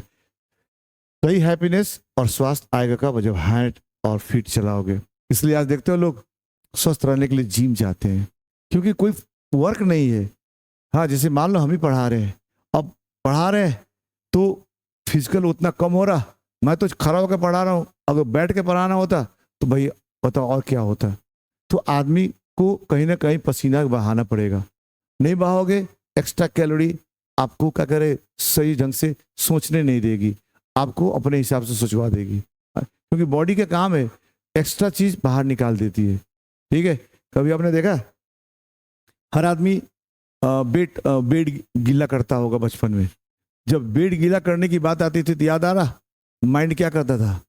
अगर मैंने पेशाब आ गया, जमा हो गया है ब्लैडर में, अगर तुम पेशाब नहीं करोगे तो ब्लैडर फट जाएगी। तो दिमाग क्या कहता है? दिमाग कहता है चलो तुम नाली पे खड़े हो और तुम वहाँ डिस्चार्ज कर रहे हो, जो कि बिछाने पे हो जाता है। तो शरीर का मैकेनिज्म है, जो एक्स्ट्रा होता है बाहर निकाल ही लेगा। तो एक्स्ट्रा कैलोरी है, बाहर निकाल ही लेगा मेरे भाई। हाँ, कुछ न कुछ करा कर, झगड़ा करा कर, मारपीट करा कर, हाँ ना, दिस डेट करके, भागम भाग करा कर, कुछ ना कुछ करके आपको ये निकलवा ही लेगी। इसलिए भैया सबसे अच्छा है अपना हाथ पैर चलाओ, जितना चलेगा उतना ठीक रहोगे मेरे भाई। आई बात समझ में? आगे कहते हैं, फर्दर कहते हैं, जो बड़े बड़े शहर है ना यार, वो क्या है? स्नेयर है। वो क्या है? वो जाल है, प्रलोभन है, प्रलोभन है, और प्रलोभन का जाल है, यानी इनकम्प्रेंस है ना, फालतू के क्या कहते हैं, बोझ है। ठीक है, people would be not be happy them, कहता है इसके चक्कर, इसके चलते इंसान खुश नहीं रहता। There would be a gang of thieves, इसलिए शहरों में, खासकर शहरों की बात कर रहा है, शहरों में क्या होता है? चोर और डाकू का है ना गैंग होता है। शहर के लोग की बात कर रहा है, गांव के लोग की बात नहीं कर रहा मेरे भाई, समझ रहे हो? इसका वर्ड मीनिंग है। ठीक है, देख लो एक बार वर्ड मीनिंग, देख लो। ये एनविल है, जहाँ जिसपे लोहा पीटता है, और ये फेरोस है, यानी मिस्र का राजा है। ठीक है, ये वर्ड मीनिंग भी है, आप ले सकते हो। ठीक है, ले लो, ये भी वर्ड मीनिंग है, ले लो, कोई दिक्कत नहीं है।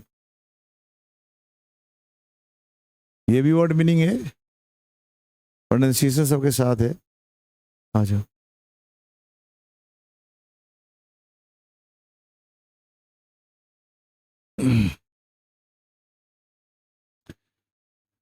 इसलिए कहते हैं कि जो शहर के लोग हैं वो कैसे हैं? मैंने चोर और डाकुओं के समूह, रॉबर्स हैं। यहाँ पे प्रोस्टिट्यूशन होता है, शहर में वेश्यावृत्ति होती है, यहाँ में वाइस फ्लोरिश करता है, यहाँ पे अनैतिकता का विकास होता है, एंड पुअर आदमी को है ना लूटा जाता है, किसके द्वारा? गरीबों के द्वारा। ठीक है, they therefore satisfied with the small village, इसलिए हमारे गांव पूर्वज हर छोटे से गांव से संतुष्ट थे। यानी यहाँ पे सीधी सीधी बात कह दिया कि शहर के जो लोग होते हैं चोर, उचक्का, लोफर, गुंडे होते हैं। ठीक है, गांव के लोग अच्छे होते हैं। यहाँ पे देह व्यापार होता है, पैसा के लिए लोग कुछ भी कर सकता है। यहाँ हर तरह के अनैतिकता का क्या कहते विकास हो रहा है शहर में, क्योंकि शहर के लोग शरीर का इस्तेमाल ही नहीं कर रहा, केवल दिमाग चला रहा है। खाली दिमाग चलाओगे तो इसी तरह का हाँ ना कुरीतियां उत्पन्न होगा। ठीक है, आ जाओ। They saw that the king and their swords inferior to the swords of ethics, and they therefore held sovereign of the earth inferior to the rishi and फकीर। कहते हैं गांधी जी कि फकीर और ऋषि के सामने, ठीक है, राजा की शक्ति कमजोर है। क्यों? क्योंकि राजा के पास ताकत है, तलवार में फिजिकल पावर है, और क्या कहते हैं ऋषि महर्षि के पास एथिक्स है। एथिक्स यानी क्या कहते हैं नीति शास्त्र है, यानी उनके पास है ना मोरालिटी है। तो मोरालिटी के सामने क्या कहते हैं, ये जो राजा का जो तलवार जो शक्ति है, फिजिकल पावर है, वो इन्फेरियर है, वह घटिया है। ठीक है, इसलिए राजा की जो संपत्ति है, राजा की जो सोवरेन है शक्ति है, वो इन्फेरियर है किसके सामने? फकीर और है ना ऋषियों के सामने। क्योंकि इन लोगों के पास क्या था? एथिक्स होता है, और राजा के पास क्या होता है? स्वॉर्ड होता है। स्वॉर्ड में डराना, धमका कर, डरा कर लोगों पर शासन करता है। लेकिन जिस आदमी के पास ऋषि महर्षि प्यार मोहब्बत से शासन करते थे। ठीक है, इतनी बात समझ में आ गई? आ जाओ।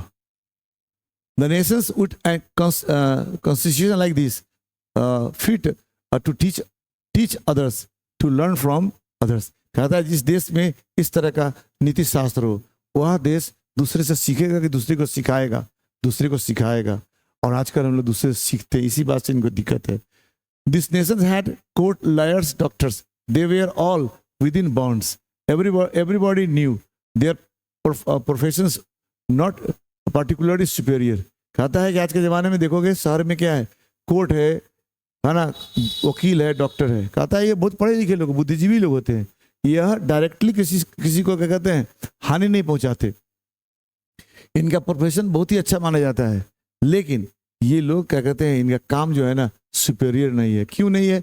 क्योंकि ये दूसरे पर डिपेंडेंट है, दूसरे पर डिपेंडेंट है। जैसे लॉयर क्या है, चोर चक्का पर डिपेंडेंट है। डॉक्टर किस पर डिपेंडेंट है? मरीजों पर। अगर मरीज नहीं तो डॉक्टर नहीं, चोर चक्का नहीं तो लॉयर नहीं, लॉयर नहीं तो कोर्ट नहीं। इसलिए ये लोग जो भी करेंगे, डिपेंडेंट आदमी जब भी कुछ करेंगे उसका जो काम होगा वो सुपेरियर नहीं होगा। लेकिन जो आदमी अपने मन से करेंगे, है ना, बिना किसी पर डिपेंडेंसी का, वो आदमी का जो कार्य होगा वो सुपेरियर होगा। इसलिए ऋषि महर्षि जो भी करते थे सुपेरियर करते थे। और आज समाज में जो लॉयर है, डॉक्टर है, इंजीनियर है, वह काम उनका सुपेरियर नहीं है, क्योंकि वो डिपेंडेंट है किसी के हिसाब पर। और जो वो करवाएगा वही तो करना पड़ेगा ना मेरे भाई। More their vakils and vedas raw people, they were considered dependent, not their master. इसलिए कहता है कि ये लोग क्या है, डिपेंडेंट होते हैं, ये अपना मालिक नहीं होते यार। इसलिए इनका जो काम है ना अच्छा नहीं होता। See justice were tolerable was tolerable. इसलिए प्राचीन जमाने में जो न्याय था वो सही था, अच्छा था। आज का जो कोर्ट में न्याय होता है वो गड़बड़ होता है, पैसे पर होता है न्याय। Ordinary rules what courts. पहले जमाने में क्या होता था कि लोग कोर्ट से अपने आप को बचाने की कोशिश करते थे, कोर्ट नहीं जाते थे, अपने लोगे बैठ कर ही काम करते थे। आज पहले जमाने देयर वाज नो टॉट्स, कोई क्या कहते हैं, लालच नहीं था, लोभ नहीं था, लोभी पीपल नहीं था पहले जमाने में। Evil to where noticeable in around capitals. कहते हैं इसलिए आजकल देखोगे बड़े शहरों में केवल एविल दिखाई देता है, क्योंकि यहाँ के लोग अब क्या कहते हैं, डॉक्टर है, इंजीनियर है। इसलिए the common people lived independently. पहले जमाने के लोग है ना, सब लोग स्वतंत्र जीता था। फॉलो देयर एग्रीकल्चर ऑक्यूपेशन, सभी लोग अपने एग्रीकल्चर ऑक्यूपेशन को फॉलो करते थे। And enjoy true home rule, और अपने घर के नियम को फॉलो करते थे। यानी अपने अपने नियम को फॉलो करते थे, अपने हिसाब से काम करते थे, दूसरे पर डिपेंडेंट नहीं थे। मैं ट्रू होम रूल का मतलब अपने हिसाब से काम करते थे, ठीक है। और आज हम लोग अपने हिसाब से काम नहीं करते, आज हमें दूसरे के हिसाब से, कंपनी के हिसाब से काम करना पड़ता है। आई बात समझ में? इसलिए ये कहना चाहते हैं कि शहर में है ना, शहर में स्थिति ठीक नहीं है, गांव की स्थिति अच्छी है शहरों के बनिस्पत, ठीक है। डे बाय डे हम लोग डिटेरियोरेट कर रहे हैं, ठीक है। साइंस विकास कर रहा है, लेकिन हमारा संस्कृति, हमारा जो कल्चर है वो खत्म हो रहा है, हमारा जो है ना संस्कार खत्म हो रहा है। और यही बात समझ में आ जाओ।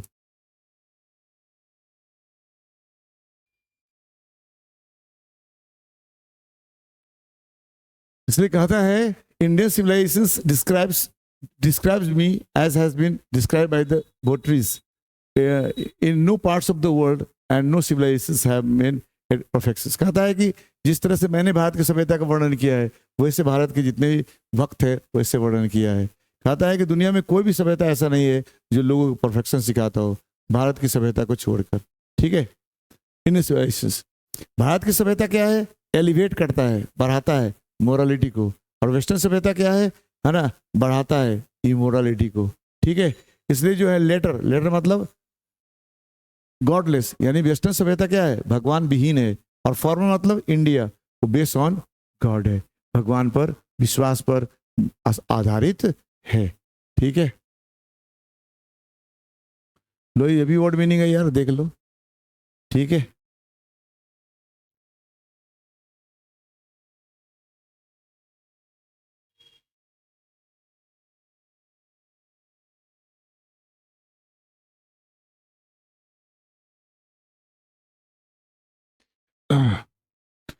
तो हमारे जो पूर्वज थे, हमारे जो है भगवान में भरोसा करते थे, ठीक है।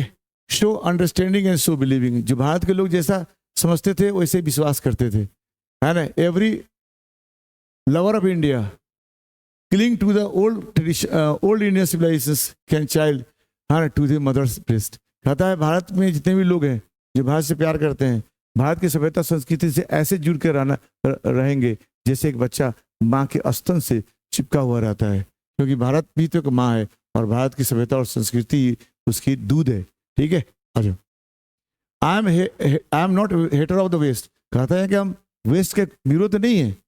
I am thankful to the West, हम विदेशियों के, मैंने पश्चिम सभ्यता के थैंकफुल हैं, क्योंकि उन्होंने हमको बताया अच्छाई क्या है, बुराई क्या है। क्योंकि जब कंपेयर करोगे तभी तो पता चलेगा कौन अच्छा है और कौन बुरा है। जब तक माइनस ना हो तो प्लस का पता कैसे चलेगा। मान लो कोई आदमी मोटा ही नहीं हो तो पतला है क्या अहमियत है, कोई आदमी काला नहीं हो तो गोरा की क्या अहमियत है। आ रही बात समझ में? तो एक बेस तो चाहिए। तो वेस्टर्न कंट्री जो है ना, वेस्ट जो है हमें बहुत सारी चीज़ों को सिखा दिया, क्या सही है और क्या गलत है, और हम लोगों ने मान लिया, समझ लिया, ठीक है। इसलिए कहते हैं गांधी जी कि जितना जल्दी हो सके उतना जल्दी आप वेस्टर्न सभ्यता को छोड़ दीजिए, शन इट एट ऑल कॉस्ट। अगर आप सही ढंग से जीना चाहते हो तो आधुनिक सभ्यता को छोड़ो और प्राचीन सभ्यता को अपना लो, तभी जाकर जिंदगी अच्छे से कटेगी। चाउमीन, बर्गर, पिज्जा वाला छोड़ो, दारू उड़ू छोड़ो, है ना, दूध पियो, छाछ पियो, लस्सी पियो और घर के खाना खाओ, रोटी सब्जी दाल चावल ये सब खाओ, ठीक है। वो बाजार का chowmein, burger, pizza, hot dog मत खाओ, मर जाओगे। ये हम नहीं बोल रहे, गांधी जी बोल रहे। Modern civilisation worship of the material, कहता है कि मॉडर्न सिविलाइजेशन है क्या, है ना, पैसा का पूजा करना, ठीक है। इसलिए जो आदमी पैसा का पूजा करता है वो क्या होता है, ब्रूट हो जाता है, जानवर हो जाता है, बासी, दरिंदा। तो देखो, वर्शिप ऑफ ब्रूट, ब्रूट माने दरिंदा को पूजा करना। और जो आदमी के अंदर जो दरिंदा है वो आदमी क्या कर सकता है, देखते हो किस तरह से व्यवस्था करता है। अभी आपने देखा उज्जैन में 8 साल की लड़की के साथ रेप कर दिया। ये दरिंदा है कि इंसान है? सच, 8 साल के बच्चे, हाँ सोच लो। तो ये हम लोग दरिंदा को अपने अंदर लेके घूम रहे हैं।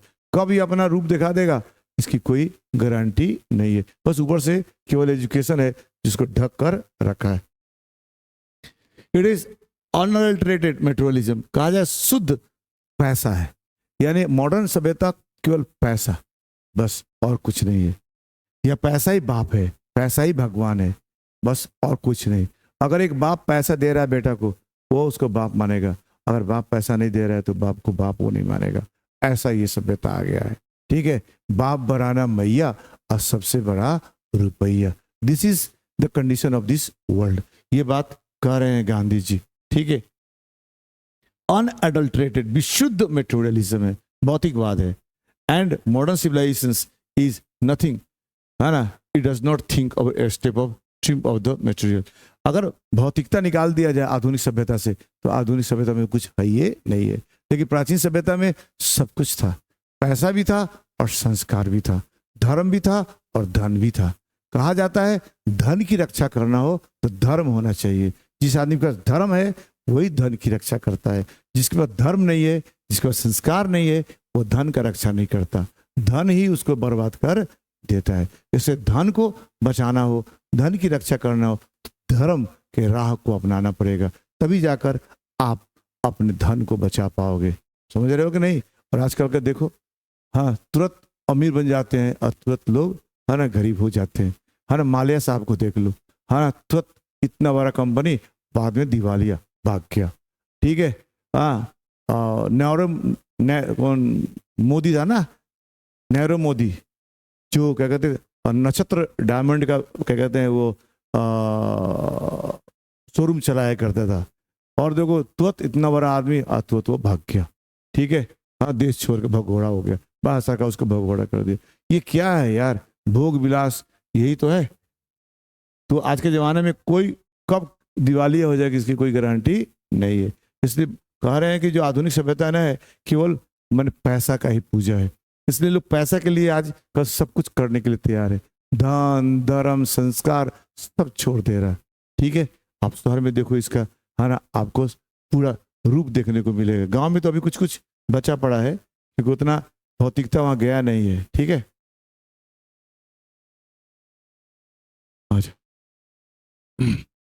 कहता है it perhaps unnecessary to if not useless and merit to civilizations, it is likely that the western has evolved civilizations।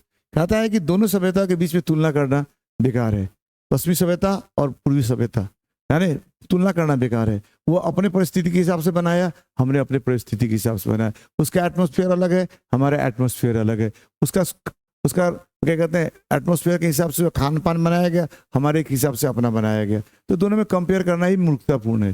ठीक है, ये बात यहाँ पे कह रहे हैं। उसके लिए वो सूट कर रहा है, वो बर्गर पिज्जा खाता है उसके लिए, हमारे लिए सूट नहीं कर रहा। ठीक है, वो जीन्स पहनता है, कोट पहनता है, टाई पहनता है उसके लिए, हमारे यहाँ कुर्ता पैजामा ही ठीक ठाक है, और चावल दाल रोटी सब्जी यही सब ठीक ठाक है। ठीक है, जब मिक्सअप मत करा करो, उसके हिसाब से है, हाँ ये हमारा हमारे हिसाब से है। ज्ञान नहीं है, इसीलिए हम लोग मिक्सअप किए जा रहे हैं। ठीक है,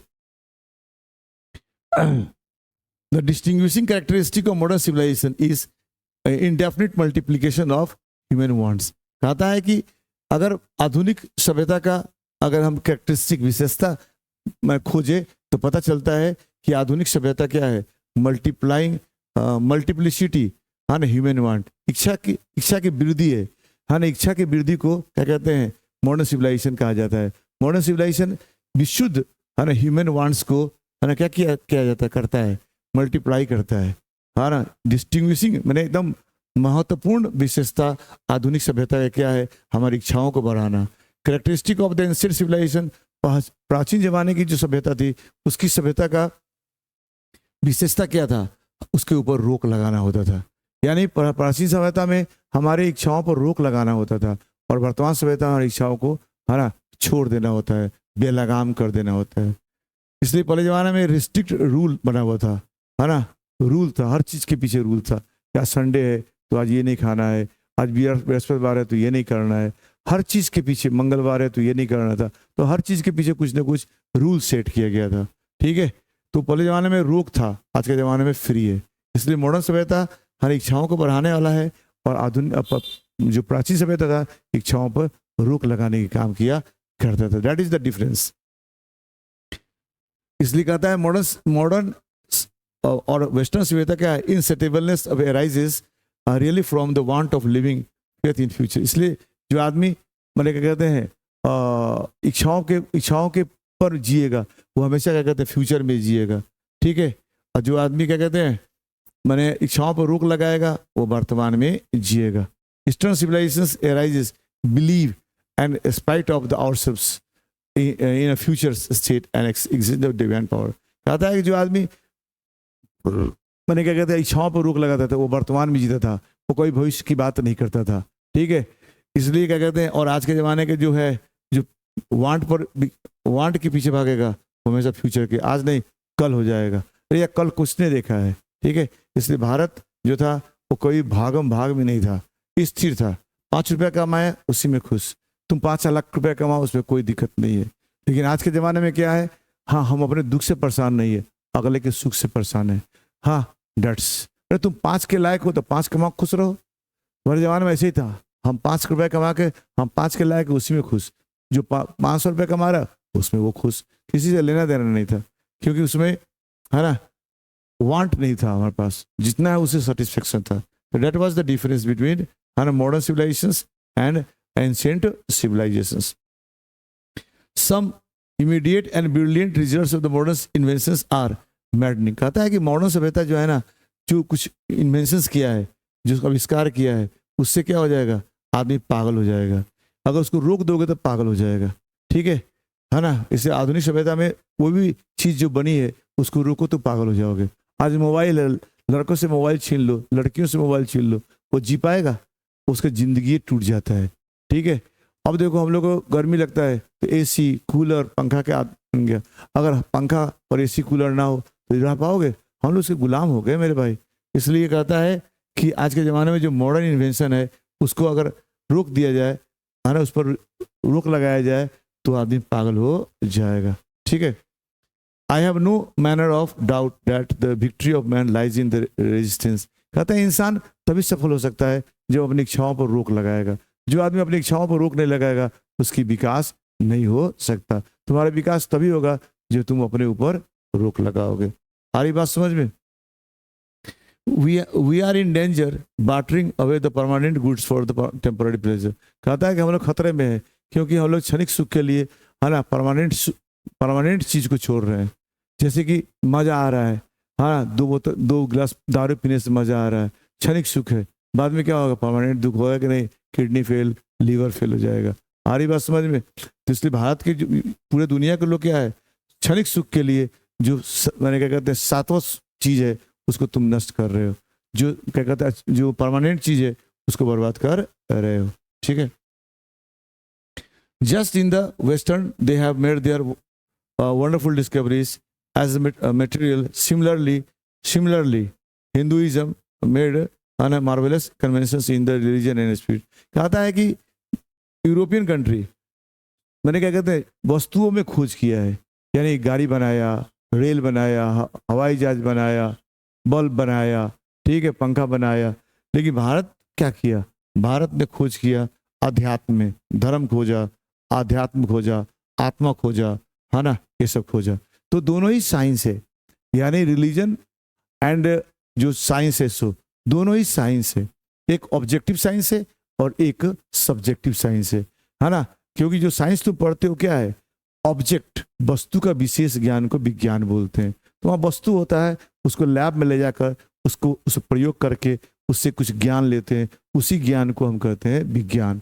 लेकिन एक सब्जेक्टिव साइंस होता है जो आत्मा का अध्ययन करता है, परमात्मा का अध्ययन करता है ना। वो क्या है, वो भी एक साइंस है, लेकिन उसमें मैंने कोई चीज़ दिखता नहीं है, बस फील किया जाता है। आप सोचो कि हमारे शंकर जी जो भगवान है वो हमेशा कैलाश पर रहते थे बिना कपड़े के, कैसे? That was also a science. He knew, वो जानते थे हाउ टू लीव, कैसे रहा जाता है in such a bitter cold without clothing. और समझ में आ रही, आप रह सकते हो नहीं? तो वो भी अपने आप में एक साइंस था मेरे भाई, अपने आप में एक साइंस था। आज है ना, तो वो लोग हमारे अपने खोज के ऊपर इतना ध्यान नहीं देते, ठीक है, लेकिन हम लोग विदेशी सभ्यता के पीछे बहुत है ना पागल की तरफ भागते हैं। ठीक है, नया नया मोबाइल कीनते हैं, नया नया गाड़ी कीनते हैं, लेकिन अपने अंदर परिवर्तन नहीं करते। That's the problem is going on. इसलिए भारत के लोग विदेशियों के पीछे भाग रहा है और विदेशी लोग इंडिया का आ रहा। ठीक है, स्टीव जॉब है ना इंडिया आए थे, हाँ, नीम करोड़ी बाबा से मिलने के लिए, नीम करोड़ी बाबा से मिलने के लिए। ठीक है, एक आध्यात्मिक गुरु थे और जब आए तो उनका देहांत हो गया, तो उनके आश्रम में बहुत दिन तक रहे। ठीक है, और कहा जाता है कि नीम करोड़ी बाबा का सबसे प्रिय है ना आहार था सेब, यानी एप्पल। ठीक है, और माना जाता है कि नीम करोड़ी बाबा का जो सबसे फेवरेट फल था, जो उनका आहार, उनका मन को उनके लिए बहुत प्रिय था, उसी के नाम पर इन्होंने अपना कंपनी का नाम रखा एप्पल। अब सोचो, देख रहे हो कि नहीं? तो स्टीव जॉब जैसे इंसान इंडिया आ सकता है। वो सुना जाता है कि वो अपने जेट प्लेन से आकर ये है ना कुंभ नहाता था और गंगा नहाता था, क्योंकि पता है कि गंगा जो नदी है ना वो गजब की नदी है, उसकी जो पानी है ना उसमें कुछ न कुछ है। और देखो कि भारत में जितने मंदिर है गंगा के किनारे है, गंगा के किनारे है, क्योंकि उसमें नहाकर हर आदमी रिचार्ज हो जाता है। और जैसे ही बगल में मंदिर में जाता है तो आदमी, मंदिर की जो भगवान की शक्ति होती है, इसके अंदर की शक्ति, दोनों में कुछ ना कुछ रिएक्शन होता है और आदमी का रिजल्ट बहुत जल्दी मिलता है। इसीलिए गंगा स्नान करना, गंगे के तट पर मंदिर होना। अब बनारस में देख लो, सारा मंदिर गंगे के तट, पूरे भारत के सारे को देख लो यार, गंगे के तट पर मंदिर मिलेंगे। क्यों? कुछ ना कुछ तो है। तो ये सब चीजें हमारी कहाँ से आई थी? ये सब हमारा है ना, हमारा खोज है। लेकिन आजकल हम लोग इसको भी नहीं जानते, बस हम लोग बस विदेशी सभ्यता के पीछे भागे जा रहे हैं। That is the problem is going on. ठीक है, आ जाओ। But we have no eyes for this and discoveries. इसलिए कहते हैं गांधी जी कि इसके प्रति हमारे पास कोई आंख नहीं है, अपनी सभ्यता के प्रति कोई आंख नहीं है। We dazzled by the material progress and western science. विदेशी सभ्यता के विकास के पीछे हम लोग पागल हो चुके हैं। मैं कहता है कि मैं इससे मोहित नहीं हूँ। जो प्रेजेंट तरह का विकास है ना, उससे मुझे कोई लगाव नहीं है, मुझे कोई दिलचस्पी नहीं है ना। एज दो God in his wisdom and prevent India. लेकिन भगवान से मैं इसीलिए भगवान को हाथ जोड़ के प्रार्थना करता हूँ कि चलो भगवान की कृपा है कि हम लोगों ने ऐसा डेवलपमेंट नहीं किया, नहीं तो आज हम लोग भी बर्बाद हो गए होते। हाँ ना, जैसे सारे विदेशी लोग बर्बाद हो चुके हैं। लेकिन अब धीरे धीरे हम लोग भी बर्बाद हो रहे हैं यार, टेंशन मत करो, कुछ ही समय में हम लोग जल्दी ही बर्बाद हो जाएंगे। ठीक है, हम लोग बहुत जल्दी बर्बाद हो जाएंगे। ठीक,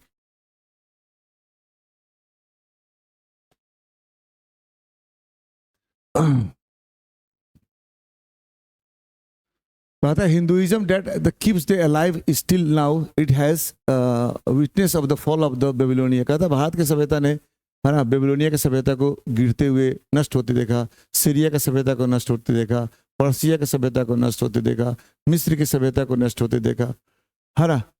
गिब्बन गिब्बन नाम का व्यक्ति जो था, क्या कहते हैं, इटली का था, है ना, वो रोम की सभ्यता से बड़ी प्रभावित था। ठीक है, तो इन्होंने रोम के बारे में खूब मैंने प्रशंसा किया है, लेकिन आज अगर जाकर देखो, वह रोम को देखो, है ना, नहीं मिलेगा जैसा वैसा था। जैसे गिब्बन की किताबों में रोम का और वर्णन की गई है, वो वर्णन आज रोम को जाकर देखो तो वैसे तुमको नहीं मिलेगा। ठीक है, सारा सभ्यता नष्ट हो चुकी है। लेकिन कहता है ग्रीस में फेमस एटिक सिविलाइजेशन है ना, कमिंग टू इंडिया, और भारत आ जाओ, भारत आकर देखोगे तो भारत की सभ्यता जैसा था वैसा ही है। पूरी किताब पढ़ लो, है ना, हिस्ट्री की किताब पढ़ लो, और फिर जहाँ जाकर देखो वही मिलेगा जो पहले था, जहाँ लिखी गई है। अब बुद्ध कहाँ ज्ञान प्राप्त किए थे? बोध गया में। आज बोध गया है कि नहीं, वो बट वृक्ष है कि नहीं, सब वही चीज़ है। ठीक है, आज मेरे क्या कहते हैं, महावीर और बुद्ध कहाँ गए थे? क्या कहते हैं, नालंदा गए थे। नालंदा है कि नहीं? ठीक है, ये सारी चीज़ें भारत में अभी जस के तस है। क्यों? क्योंकि भारत जो है ना, एक अलग तरीका से विकास कर रहा है, अध्यात्म के तरीका से विकास कर रहा है, और जो वेस्टर्न सभ्यता है वह मैंने मटेरियलिज्म, भौतिकवाद की तरीका से विकास कर रहा है, वस्तु को लेकर विकास कर रहा है, इसलिए उसका अंत हो जा रहा है। और हम लोग जैसे थे वैसे ही हैं, जैसे पहले था वैसे आज भी हैं। वही है ना, भगवान आज भी है जो आज से सैकड़ों साल पहले था। रामायण वाला राम जी आज भी हम पूजा करते हैं, अब पहले भी लोग पूजा करते थे। कृष्ण की पूजा पहले भी होती थी, आज भी होती है। ऐसा तो ये कि खत्म हो गया। द ट्रू वेयर, जहाँ भी जाओ देखोगे भारत में तो डंग हिप मिलेगा, यानी गोबर के, है ना, पोटी मिलेगा गाय की।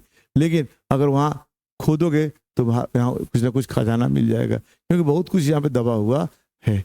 क्योंकि भारत जो है ना, स्पिरिचुअल लाइन पर डेवलपमेंट किया है, इसलिए भारत में कोई परिवर्तन नहीं हुआ है। भारत जैसा था आज भी है, अगर जहाँ खोजोगे सब कुछ वही मिल जाएगा। ठीक है, our civilisations and culture Swaraj depend upon, है ना, नॉट मल्टीप्लाइंग वांट्स। हमारा जो सभ्यता है इच्छाओं को बढ़ाने में नहीं है, जबकि हमारा, है ना, मैंने सभ्यता जो है इच्छाओं पर रोक लगाने पर डिपेंड करता है। यानी हमारी सभ्यता इच्छाओं को बढ़ाता नहीं है, हमारी सभ्यता इच्छाओं को रोक लगाने की बात करता है। European civilisation is no doubt suited for the Europeans. कहता है यूरोप की सभ्यता उसके लिए सूट करता है, हमारे लिए सूट नहीं करता है। ठीक है, India if we endeavour to copy it, कहता है अगर भारत के लोग उसको कॉपी करने की कोशिश करेगा तो इंडिया का एक दिन नाश हो जाएगा, इंडिया समाप्त हो जाएगा। ठीक है, whatever be good and capable of assimilations and does not also mean that we Europeans will not have part. कहता है कि देखो, मैंने भारत को कभी भी यूरोपियन सभ्यता को फॉलो नहीं करना चाहिए। अगर कुछ अच्छाई है तो ले लो, ठीक है, और बाकी छोड़ दो। ठीक है, अगर तुम फॉलो करोगे टोटली तो तुम्हारा विनाश हो जाएगा। विदेशी सभ्यता, यूरोपियन सभ्यता भी है, वो भी चाहे तो अपने अंदर की बुराई हटा सकता है, हाँ, लेकिन न वो हटा पा रहा है और हम भी क्या कहते हैं कॉपी किए जा रहे हैं, तो ऐसा होगा कि हम लोग बर्बाद हो जाएंगे। ठीक है, incessant search for the material comfort, हम लोग लगातार अगर हम, है ना, खोजेंगे, मैंने क्या कहते हैं मटेरियल कंफर्ट, यानी सुख सुविधा खोजेंगे, है ना, सुख सुविधा, आनंद नहीं, सुख सुविधा, शारीरिक सुख सुविधा, तो क्या हो जाएगा डे बाय डे, है ना, हम लोग क्या कहते हैं, मैंने धीरे धीरे धीरे धीरे एंड मल्टीप्लाइंग सच, धीरे धीरे हम लोग क्या हो गए evil, and I make bold to say that Europeans and themselves will have no remodel themselves. तो क्या कहता है, एक दिन ऐसा होगा कि हम लोग मर जाएंगे। इसलिए महात्मा गांधी कहते हैं कि विदेशियों को, यूरोपियंस को हम राय देना चाहते हैं कि कम से कम अपने सभ्यता को रिमॉडल करें, यानी उसमें जो बुराइयां हैं उसको छोड़ें, उसको बदलें, चेंज करें, तभी जाकर वो सर्वाइव करेगा, नहीं तो वो सर्वाइव थोड़ा भी नहीं करेगा। ठीक है।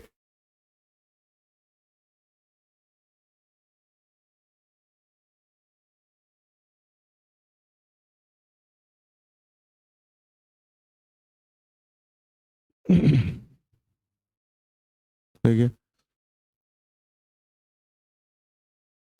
अगर नहीं करोगे तो तुम अपनी सुख सुविधाओं के ही बोझ तले दब के मर जाओगे, यानी सुख सुविधा के पीछे भागते भागते सुख सुविधा में ही दब जाओगे और सुख सुविधा में ही मर जाओगे। ठीक है, इसलिए पुराने जमाने के लोग है ना, plane living and high thinking की बात करता था, plane living and high thinking, जबकि ये जो है ना, ये जो फिलॉसफी है वो वेस्टर्न फिलॉसफी है, ये विलियम वर्ड्सवर्थ की फिलॉसफी है, लेकिन भारत के लोग फॉलो करते थे, plane living and high thinking की बात करते थे। लेकिन आजकल का उल्टा हो गया है, हाँ, हाई लिविंग हो गया है और क्या कहते हैं, लो थिंकिंग हो गया है। जितने भी लोग को देखोगे जो बहुत ही हाई क्वालिटी के होंगे, हाई स्टैंडर्ड ऑफ लिविंग होगा, उसका सोच बहुत ही, है ना, लो स्टैंडर्ड का होता है। ठीक है।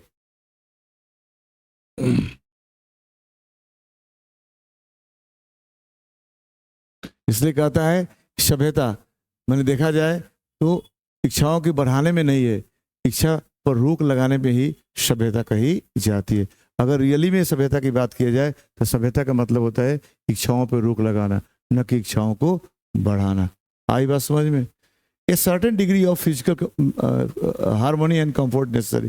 कहते हैं कि देखो, शरीर है तो कुछ हद तक इसकी सुख सुविधा चाहिए, कपड़ा चाहिए, भोजन चाहिए, घर चाहिए, लेकिन अब इससे आगे बेसी करोगे ना तो तुम्हारा नाश हो जाएगा। ठीक है, ये सुख सुविधा ही तुम्हारी जिंदगी के लिए मैं तुमको बाधा देने लग जाएगा। ठीक है, लाइफ में प्रॉब्लम क्रिएट करने लग जाएगा। और मान लो तुम दिन भर एसी में रहते हो, धूप में निकल के कहीं बाहर जा नहीं सकते, यहाँ तक किसी की मृत्यु हो जाए तो तुम शमशान घाट नहीं जा सकते। क्यों? क्योंकि गर्म लगेगा ना मेरे भाई। तो सुख सुविधा जिंदगी के बढ़ने में दिक्कत करने लग जाएगी। ठीक है, इसलिए है ना, बस जितना जरूरी है उतना ही करो, जो जरूरत नहीं उसको छोड़ डालो। ठीक है। I therefore the ideal of the creating this unlimited level of and becomes number of wants and satisfying them delusions and snare. कहते हैं आवश्यकता से अधिक अपनी इच्छाओं को बढ़ा लो और इच्छाओं के पीछे भागते रहो। ये क्या, ये पागलपंथी तो है। इच्छा बढ़ा लो और फिर इच्छा को संतुष्टि करो, इच्छा बढ़ा लो, इच्छा को संतुष्टि करो, ये कौन सा काम है? पागलपंथी है। इसलिए कहते हैं Gandhi ji, the number the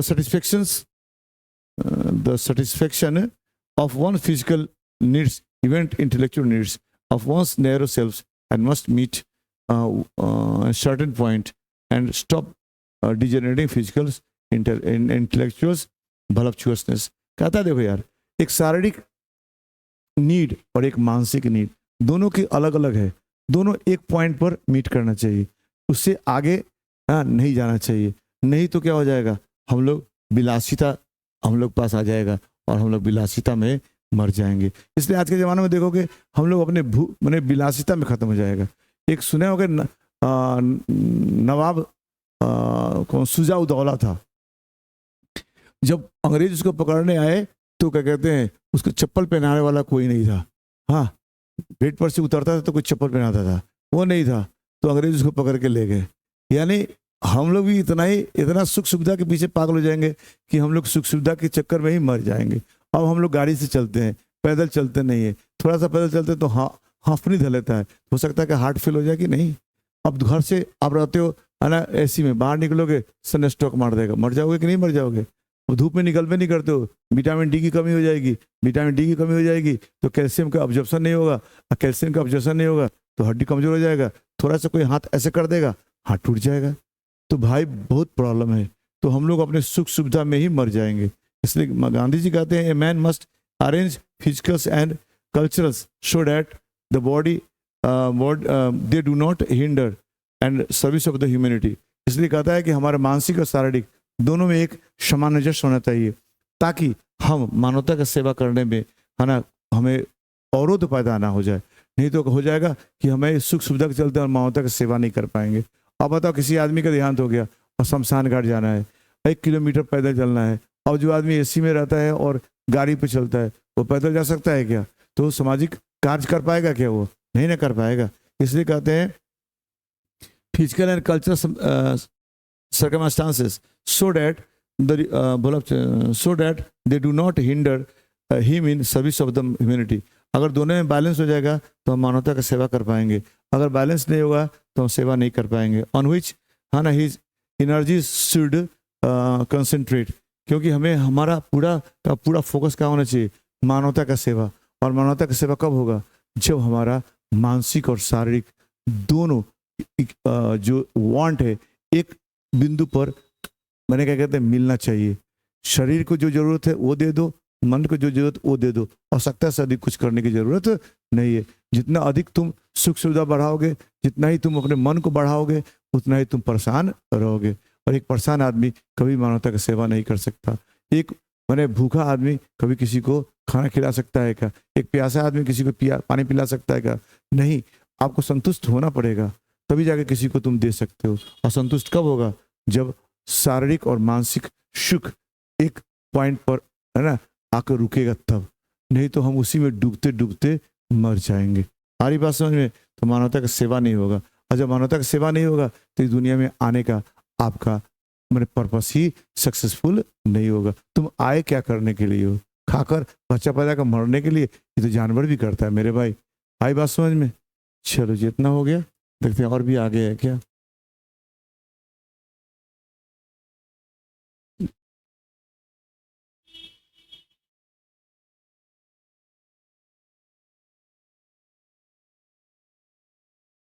नहीं मेरे भाई, इतना हो गया। लो, यही है हमारा इंडियन कल्चर एंड सिविलाइजेशन। तो आज आपको ये चैप्टर क्लोज हो गया। कल हम लोग इसको ऑब्जेक्टिव्स देख लेंगे और इसका की पॉइंट डील कर लेंगे। ठीक है, थैंक यू फॉर टुडे। आज के लिए इतना ही। हाँ, goodbye and have a nice day.